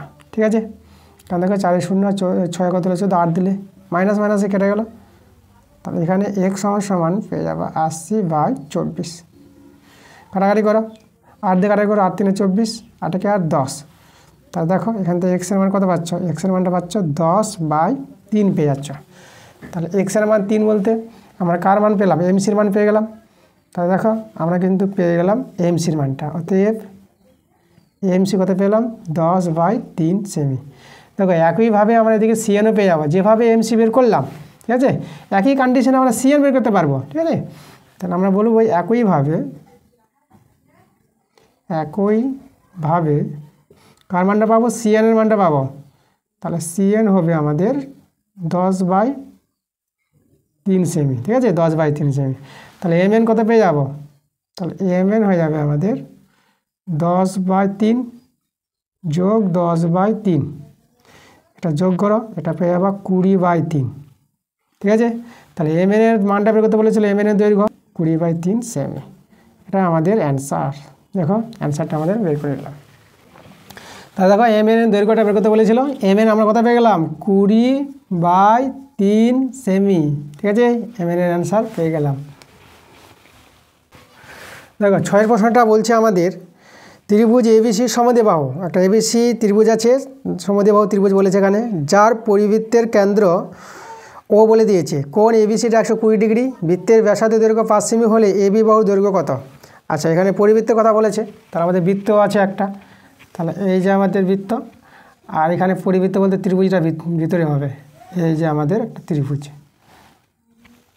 ওকে, আর এখানে যে বলেছে যে সমদ্বিবাহু ত্রিভুজ বলেছে, দুটো বাহু সমান বলেছে, তাই না। তা দুটো বাহু যদি সমান হয়, তাহলে আমরা দেখো নামগুলো দিয়ে দেবো। আমাদের একটা কোণ বলেছে এবিসিটা, তাহলে এবিসি কোণটা, মানে এখানে আমরা এ বি, এটাকে আমরা এ নাম দিয়ে দিই, এ বি সি। ঠিক আছে, তাহলে এবিসি এই কোণটা আমাদের দেওয়া আছে 120 ডিগ্রি। ঠিক আছে, তাহলে আমাদের দুটো বাহু সমান, মানে এরা সমান হবে। ঠিক আছে, এরা যদি সমান হয়ে যায়, তাহলে এই কোণগুলো পেয়ে যাব, এই কোণটা আর এই কোণটা পেয়ে যাব। তাহলে এখানে আমরা বলে দিলাম যে সমান আছে এ বি সমান সমান আর বিসি, এরা দুজন কিন্তু সমান। তাহলে এখানে কোণগুলো সমান হবে, কোণ বিএসি সমান সমান কোণ এসিবি সমান পাবো। তাই কোণ দুটো কত হবে, এটা হবে 30 ডিগ্রি করে, এটা একা 100 ডিগ্রি আছে, তাহলে এটা হবে 30 ডিগ্রি আর এটা হবে 30 ডিগ্রি, এরা কিন্তু হবে 30 ডিগ্রি করে হবে। আমরা এটা দেখেই বলে দেবো, তাই না, যেহেতু সমান কোণ আছে, তাহলে আমরা এই দুটো কোণের মান বের করতে পারবো, যেহেতু এটা 120 ডিগ্রি আছে। 3টা কোণের যোগফল 180 ডিগ্রি, দেখো 3টা কোণের যোগফল করে 180 ডিগ্রি পাবা। আচ্ছা, এবার আমাদের যে পরিবৃত্ত কেন্দ্র বলেছে, পরিকেন্দ্র, এখানে আমরা ওর নাম দিয়ে দিলাম। এবার দেখো আমরা ব্যাসার্ধ দৈর্ঘ্যগুলো দেখাবো, যে এই যে আমরা ব্যাসার্ধ টানলাম আর এখানে একটা ব্যাসার্ধ টানলাম, এভাবে যুক্ত করে দিলাম আমরা। তাহলে এই যে কোণটা, এই কোণটা আমরা এওবি কোণটা বের করতে পারবো। দেখো একই চাপের উপর অবস্থিত কেন্দ্রস্থ কোণটা বৃত্তস্থ কোণের দ্বিগুণ হয়, তাহলে এটা 30 ডিগ্রি হলে এটা কত হবে, এটা 60 ডিগ্রি হবে, কোণটা আমরা 60 ডিগ্রি পেয়ে গেলাম। তাহলে আমরা লিখব একই চাপের উপর অবস্থিত কেন্দ্রস্থ কোণ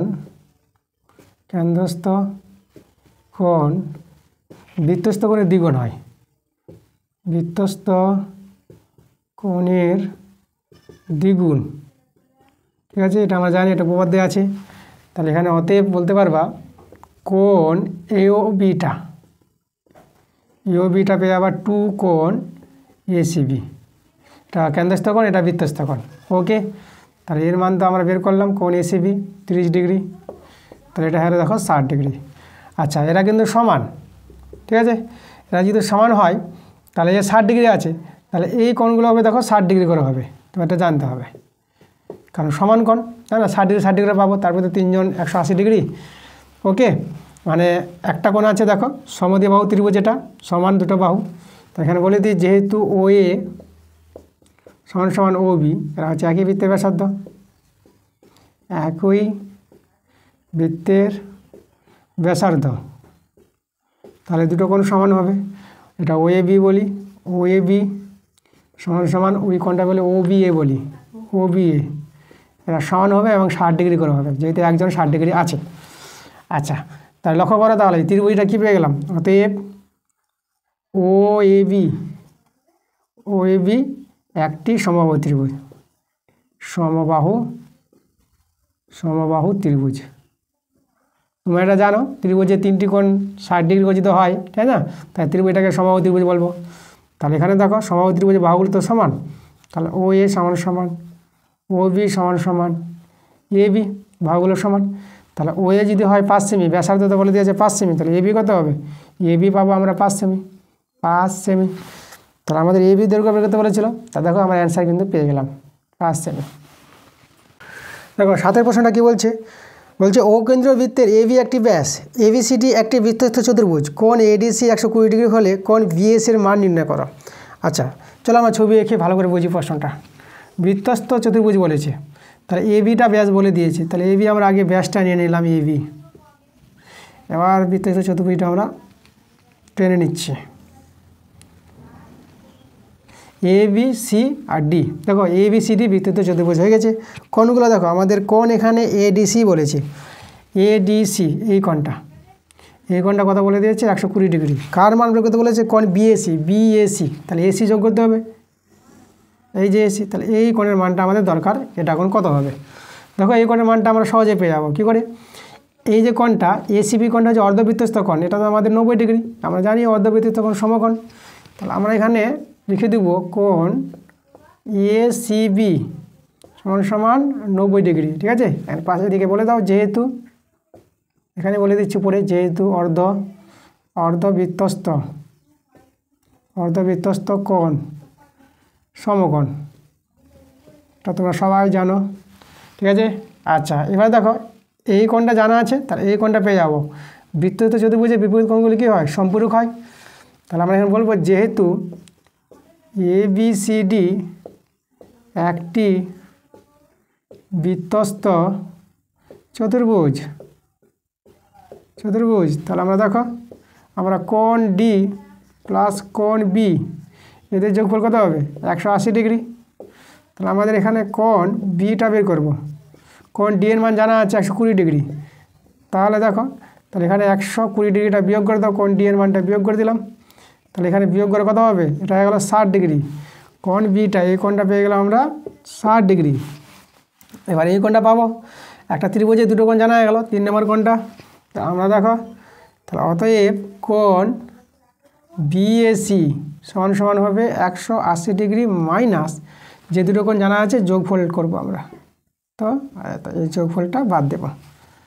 180 ডিগ্রি মাইনাস এটা দ্বারা যোগ করো, এটা যোগ করলে তোমরা 150 ডিগ্রি পাবা, এটা বিয়োগ করে পেয়ে যাবা 30 ডিগ্রি। তাহলে বিএসি কোণের মানটা এই যে এটা কত পেয়ে গেলাম 30 ডিগ্রি। তাহলে আমরা অ্যান্সার পেয়ে গেলাম। 8 প্রশ্নটা আছে, দেখো দেওয়া আছে sin square theta minus 3 sin theta plus 2 = 0। তাহলে আমাদের থিতার মানটা বের করতে বলেছে, থিতাটা এখানে 0 ডিগ্রি এবং 90 ডিগ্রির মধ্যে আছে। তাহলে আমরা দেখো এটাকে ফ্যাক্টর করে থিতার মানটা আমরা বের করতে পারবো। ফ্যাক্টর বলতে middle factor, sin square theta দেখো ফ্যাক্টরটা ভাঙাবো 3 আছে, এখানে 2 × 2, তাহলে এটা 2 + 1 নাও, যোগ করে 3 আনতে হবে, আর গুণ করে এটা দেখো এটা 2 আছে, এখানে 1 আছে, 2 × 2, আর একটু গুণ করে 2 × 2, আর যোগ করে আবার এটা আনতে হবে সংখ্যাটা। দেখো আমাদের 2 আর 1 যোগ করে 3, এভাবে আমরা ফ্যাক্টর ভাঙাই। এটা যেটা থাকবে যে sin থিটা আছে, এখানে sin থিটা দিয়ে দেবা, plus 2 = 0। sin square theta minus 2 sin theta, এটা মাইনাস sin থিটা, প্লাস 2 = 0। আচ্ছা, এবার দেখো কমন নিব, এখানে sin থিটা কমন, তাহলে এখানে sin থিটা থাকবে একটা, মাইনাস 2 থাকবে এখানে, এখানে -1 কমন নাও, sin থিটা -2, তাহলে sin থিটা -2 কমন চলে গেল, এই যে এটা থেকে এটা দেখো, পরে থাকলে এদিকে sin থিটা, আর এটা -1, আর এদিকে আমাদের 0 আছে। হয় অথবা দেখো হয় sin থিটা -2 = 0, তাহলে এখান থেকে দেখো সাইন থিটা সমান সমান 2 হয়ে যাচ্ছে, মানে এটি বলে দেবো এটি কিন্তু সম্ভব নয়, এটি সম্ভব নয়। কেন নয়? কারণ যেহেতু যদি বলবো সাইন থিটার মানটা তোমাদের জানতে হবে এটা 1 কিংবা 1-এর চেয়ে ছোটো হয়, ঠিক আছে? তাহলে সাইন থিটার মানটা যদি 1 কিংবা 1-এর চেয়ে ছোটো হয় 2 তো হবে না, তাহলে এটা আমাদের সম্ভব হবে না। তাহলে এটা যদি সম্ভব না হয় তাহলে অতএব এটা সমান সমান 0 হবে। তাহলে সাইন থিটা -1 = 0, ঠিক আছে? তাহলে এখান থেকে আমরা সাইন থিটা সমান সমান 1 পেয়ে গেলাম। তাহলে আমরা দেখো, তাহলে আমরা এখানে করাই। তাহলে সাইন থিটা যদি 1 হয় তাহলে 1-এর জায়গায় সাইন 90 ডিগ্রি করতে পারবো আমরা। তাহলে সাইন ভ্যানিশ করলে থিটার মানটা দেখো আমরা পেয়ে যাচ্ছি 90 ডিগ্রি। তা থিটার মান বের করতে বলেছিল, এটা আমাদের অ্যান্সার। 9 নম্বর প্রশ্নটা দেখো, আমাদের বলছে ত্রিভুজ PQR এর কিউ কোণ 90 ডিগ্রি, PR এর বাহুটা দেওয়া আছে √5 সেমি এবং PQ - RQ সমান সমান 1 সেমি বলে দিয়েছে। যদি হয় তাহলে cos P - cos R এর মানটা বের করতে বলেছে। আমাদের সমকোণী ত্রিভুজ আছে, প্রথমে ছবিটাকে বোঝাচ্ছি তোমাদের। দেখো এই যে আমাদের একটা সমকোণী ত্রিভুজ, তো একটা কোণ 90 ডিগ্রি বলেছে, কিউ কোণটা 90 ডিগ্রি বলেছে, এটা কিউ দিব। তাহলে এখানে আমরা P আর এখানে R দিয়ে দিলাম, ওকে। তাহলে এই কোণটা আমাদের 90 ডিগ্রি প্রশ্নে বলে দিয়েছে। আর প্রশ্নে বলেছে আমাদের PRটা অতিভুজ, এটা এর মান বলে দিয়েছে √5। আর একটা শর্ত বলেছে আমাদের এখানে PQ - RQ, এটা কত বলে দিয়েছে আমাদের, এটা বলেছে 1, এটা 1 সেমি বলেছে, ঠিক আছে? আচ্ছা, এবার আমাদের যার মানটা বের করতে হবে, কার মান? cos P - cos R এর মানটা দরকার, এটা আমাদের কত হবে, জিজ্ঞাসা চিহ্ন। আচ্ছা দেখো আমরা কীভাবে বের করবো মানগুলো। আচ্ছা তাহলে আমরা যদি বলি, ঠিক আছে, প্রথমে আমরা P কোণের সাপেক্ষে যদি নিই, এই যে P কোণ, তাহলে P কোণের সাপেক্ষে কিন্তু ভূমি আমরা এখানে বলবো কোণ P এর সাপেক্ষে আমরা ভূমি হবে আমাদেরকে PQ, আর লম্ব হবে আমাদের QR, ঠিক আছে? তাহলে এখানে আমরা দেখো আমরা P কোণ বলতে cos P, তাহলে আমরা যদি বলি cos P, ঠিক আছে? তাহলে cos P এর বাংলা কি? তাহলে cos তো মনে রাখবা, cos এর বাংলা হচ্ছে ভূমি বাই অতিভুজ, ভূমি বাই অতিভুজ। ভূমি এখানে দেখো আমরা এই যে P কোণের সাপেক্ষে P, ভূমি আমাদের PQ, আর অতিভুজ সবসময় তো PR হয়, এই যে অতিভুজটা চেঞ্জ হবে না। তাহলে মানগুলো আমরা যেহেতু বসাই, আচ্ছা মান এখন বসাচ্ছি না, থাক, এভাবে রেখে দিলাম। এবার আমরা আর কোণের সাপেক্ষে বের করব, আর কোণ R এর সাপেক্ষে দেখো এখানে আমরা বের করব ভূমি আর লম্ব। তাহলে ভূমি দেখো আর কোণের সাপেক্ষে, এই কোণের সাপেক্ষে ভূমিটা হবে কি QR, ভূমি QR, আর লম্ব, তাহলে লম্ব হবে এটা PQ, অতিভুজ তো সবসময় PR। তাহলে এখানে আমরা cos Rটা বের করি, cos R, তাহলে cos R কত হবে? এও হচ্ছে আমাদের cos বাংলা ভূমি বাই অতিভুজ, ভূমি কত? দেখো ভূমিটাকে আমরা এখানে বলেছি QR, আর অতিভুজ হচ্ছে PR, ঠিক আছে? এবারে যে মানটা বের করতে বলেছে আমরা এখন বের করব মানটা, এখানে দেখাচ্ছি আমরা। অতএব cos P - cos R, চলো মানগুলো বসাই। cos Pটা আমরা বের করলাম PQ বাই PR মাইনাস, আর cos R এর মানটা কত? QR বাই PR, এখানে ভগ্নাংশে যোগ বিয়োগ করো PR, আর এদিকে আমাদের দেখো PQ নেমে যাবে, আর এটা হচ্ছে -QR নেমে যাবে। চলো মান বসায় দাও, PQ - QR দেখো 1 সেমি, 1 উপরে 1 হয়ে গেল, আর PR এর মানটা √5, তাহলে এটা আমাদের √5 বসিয়ে দেবো। দেখো আমাদের এর মানটা বের করতে বলেছিল, 1/√5 পেয়ে গেলাম, এটাই আমাদের অ্যান্সার। এবার দেখো 10এর প্রশ্ন কি বলছে। 10এর প্রশ্ন বলছে 6 সেমি বাহু বিশিষ্ট নিরেট কাঠের ঘনক থেকে সবচেয়ে বড় যে গোলক তৈরি করা যাবে তার আয়তন নির্ণয় করো। আচ্ছা প্রথমে আমাদের ঘনক আছে, ঘনক থেকে বড় গোলক তৈরি করবে, সবচেয়ে বড় গোলক। ঘনকের ছবি আঁকি আমরা। ঘনকের ছবি আঁকতে গেলে প্রথমে একটা বর্গক্ষেত্রের তল আঁকো, এই যে একটা বর্গক্ষেত্রের তল নিলাম, তার মধ্যে আরেকটা বর্গক্ষেত্রের তল এঁকে নাও, এই যে এবার এদিকে যোগ করো, এভাবে যোগ করে দেবা, এভাবে যোগ করে দেবা আর এভাবে যোগ করে দেবা, এটা আমাদের ঘনক পেয়ে গেলাম। এবার এই ঘনক থেকে সবচেয়ে বড় গোলক তৈরি করবে। তাহলে এই দেখো এভাবে গোলকটা তৈরি হবে।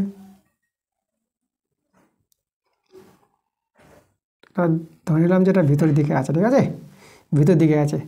এবার দেখো এখানে এইভাবে যদি সবচেয়ে বড় ঘনকটা নাও তৈরি করো ঘনক থেকে, ঠিক আছে, ঘনক থেকে যদি গোলক তৈরি করো তাহলে গোলকের যে ব্যাসটা হবে না ঘনকের বাহু দৈর্ঘ্যের সঙ্গে সমান হবে। তাহলে আমরা দেখব এই ক্ষেত্রে বলে দিবা যে ঘনকের ধারের দৈর্ঘ্য, ঘনকের ধার বলেছে বা বাহু বলেছে, ঘনকের বাহু আমরা বাহু বলে দিলাম, বাহুর দৈর্ঘ্য সমান সমান গোলকের ব্যাস, ঠিক আছে, সমান হয় এটা। আচ্ছা, তাহলে যদি সমান হয় তো এখানে বাহু দৈর্ঘ্য তো জানা আছে, তাহলে বাহু দৈর্ঘ্যটা কত, তাহলে এখানে বলেছে 6 সেমি, তাহলে এটা হচ্ছে আমাদের 6 সেমি, প্রশ্ন বলে দিয়েছে ঘনকের বাহু 6 সেমি, তাহলে এটা পেয়ে গেলাম 6 সেমিটা পেয়ে গেলাম, গোলকের ব্যাস পেয়ে গেলাম। তাহলে গোলকের যদি ব্যাস পেয়ে যায় গোলকের ব্যাসার্ধ কত হবে, তাহলে গোলকের ব্যাসার্ধ বের করে নিই। গোলকের ব্যাসার্ধ হয় অর্ধেক ব্যাসের, একে 2 দিয়ে ভাগ করে দাও, তাহলে 3 সেমি, 3 সেমি পেয়ে গেলাম গোলকের ব্যাসার্ধ। তা গোলকের ব্যাসার্ধ পেয়ে গেলে গোলকের আয়তন পেয়ে যাবো। তাহলে অতএব গোলকের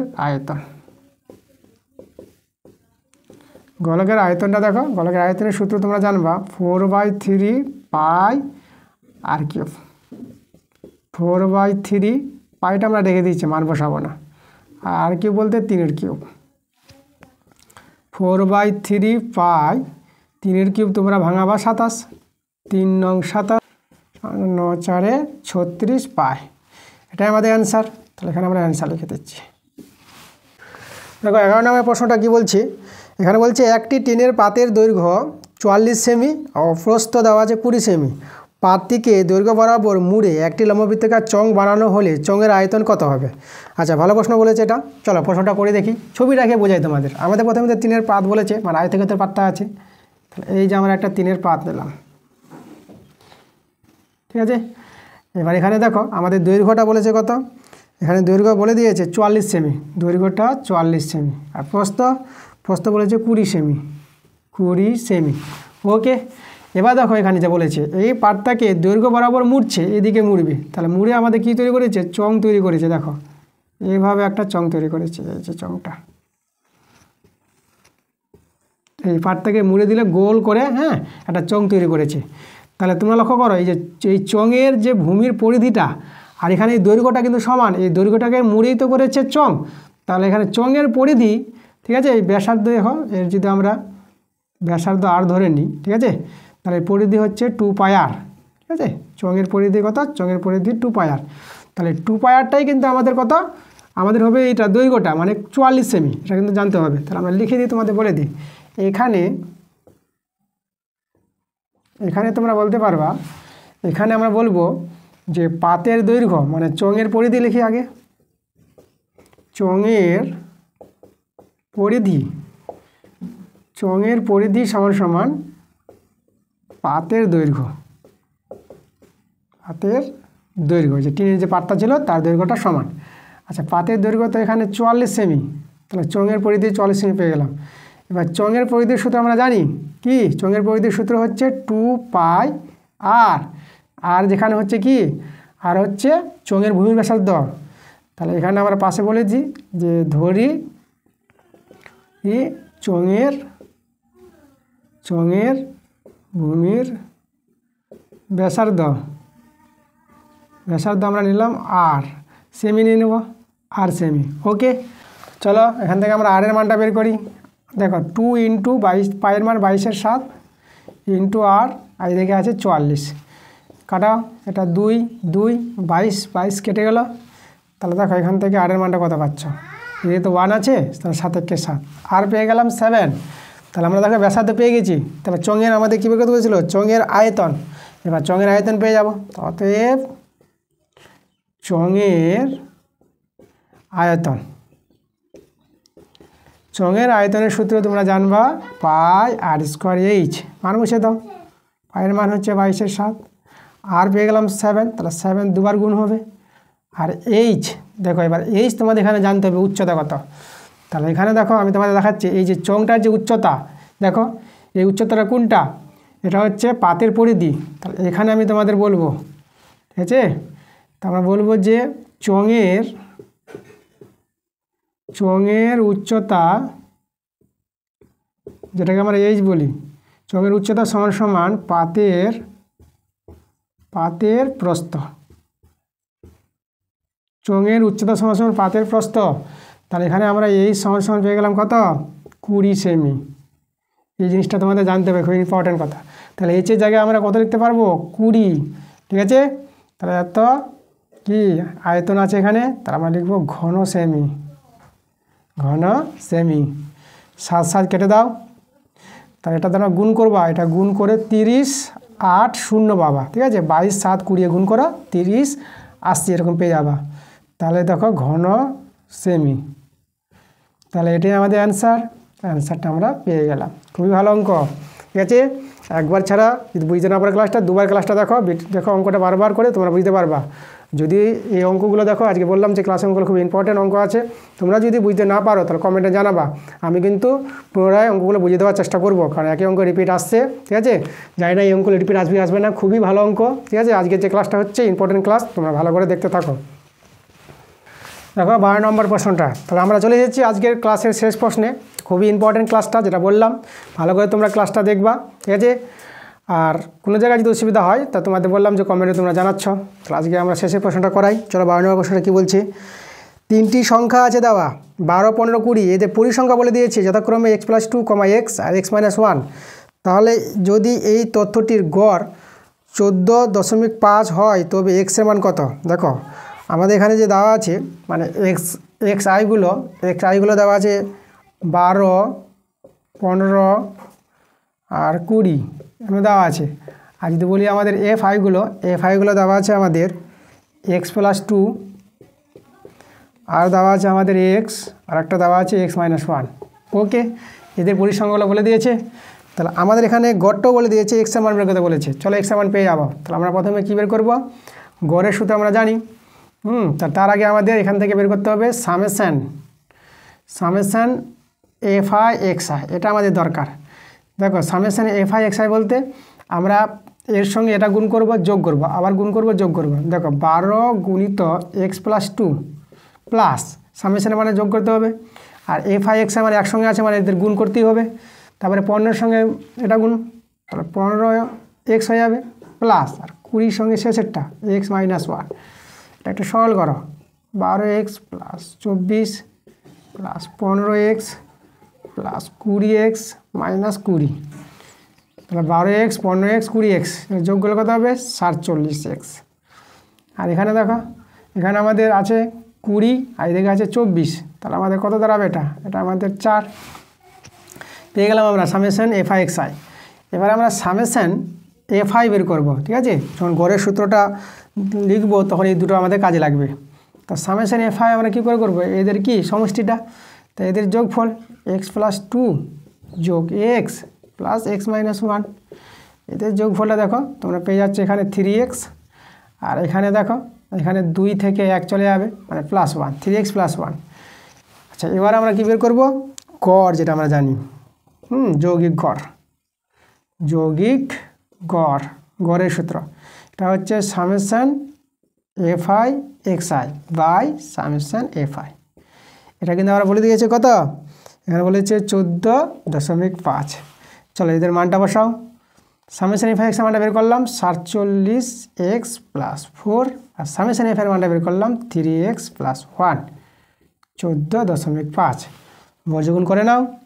তার বর্গগুণ যদি করো, ঠিক আছে, তার কত পাবো, তাই এটা আগে করি, 47x + 4, আর এটা 3 দিয়ে গুণ, দেখো 3 5 15, 3 4 12, আর ওইদিকে 1 13, আর 3 1 3, এটা 4। তাহলে এখানে একটার পর দশমিক, তাহলে এখানে আমার দশমিকটা এখানে পড়বে, তাই এটা x আছে, আবার 1-এর সঙ্গে গুণ, তাহলে এটা হবে +14.5, ঠিক আছে। আচ্ছা আমরা উপরে দেখাই, তারপর চলে আসবো উপরে, ঠিক আছে, এখানে দেখাই। তাহলে আমাদের দেখো এখানে 47x মাইনাস 43.5x আর এদিকে 14.5 মাইনাস আমাদের হয়ে যাবে 4টা। চলো আমরা এখানে বিয়োগটা করি। এখানে যদি বিয়োগ করো, দেখো বিয়োগটা আমি কোথায় দেখাই, এখানে দেখাই তোমাদের, এই জায়গায় বিয়োগটা দেখাচ্ছি। আমাদের আছে 47.0 নিয়ে নাও, আর এখানে 43.5, তো এটা 5 দশমিক, এটা হয়ে গেল 6 3, তাহলে দেখো 3.5 পেয়ে গেলাম বিয়োগটা। তাহলে এখানে লিখো 3.5x, আর এটা বিয়োগ করো, 14 থেকে 4 চলে গেল 10, 10.5। তাহলে দেখো x সমান আমি দশমিকটা উঠাতে পারবো, কেন? কারণ দেখো একটার পর এদিকেও দশমিক, একটার পর এদিকেও দশমিক, তাহলে একটার পর দশমিক আছে বলে দুই দিকে দশমিকগুলো উঠাতে পারবা, কোনো অসুবিধা নাই। কাটাকাটি করো, এখানে যদি কাটাকাটি করো তোমরা 3 দিয়ে কাটাকাটি করো, 35 3 হয় 105, দেখো 3 5 15, 3 3 9 10, তাহলে আমরা এক্সের মানটা পেয়ে গেলাম, x সমান 3, এই যে আমাদের অ্যান্সার। তো ঠিক আছে, এই ছিল আমাদের আজকের ক্লাসের অঙ্কগুলো। তোমাদের যদি ক্লাসটা ভালো লাগে, গুরুত্বপূর্ণ ক্লাস আছে আজকের অঙ্কগুলো খুব ইম্পর্টেন্ট আছে। যদি তোমাদের অঙ্কগুলো বুঝতে পারো, ক্লাসটা ভালো লাগে, তোমরা ভিডিওতে লাইক নিশ্চয়ই করো, এবং ভিডিওগুলো ক্লাসটা এবং বন্ধুদের কাছে তোমরা বেশি বেশি করে শেয়ার করো। যারা নতুন আছো তারা চ্যানেলটাকে সাবস্ক্রাইব করতেই হবে এরকম ক্লাস পাওয়ার জন্য। তাহলে ওকে, তোমাদের সঙ্গে আবার দেখা হবে নেক্সট ভিডিওতে। তা তোমরা ভালো থেকো।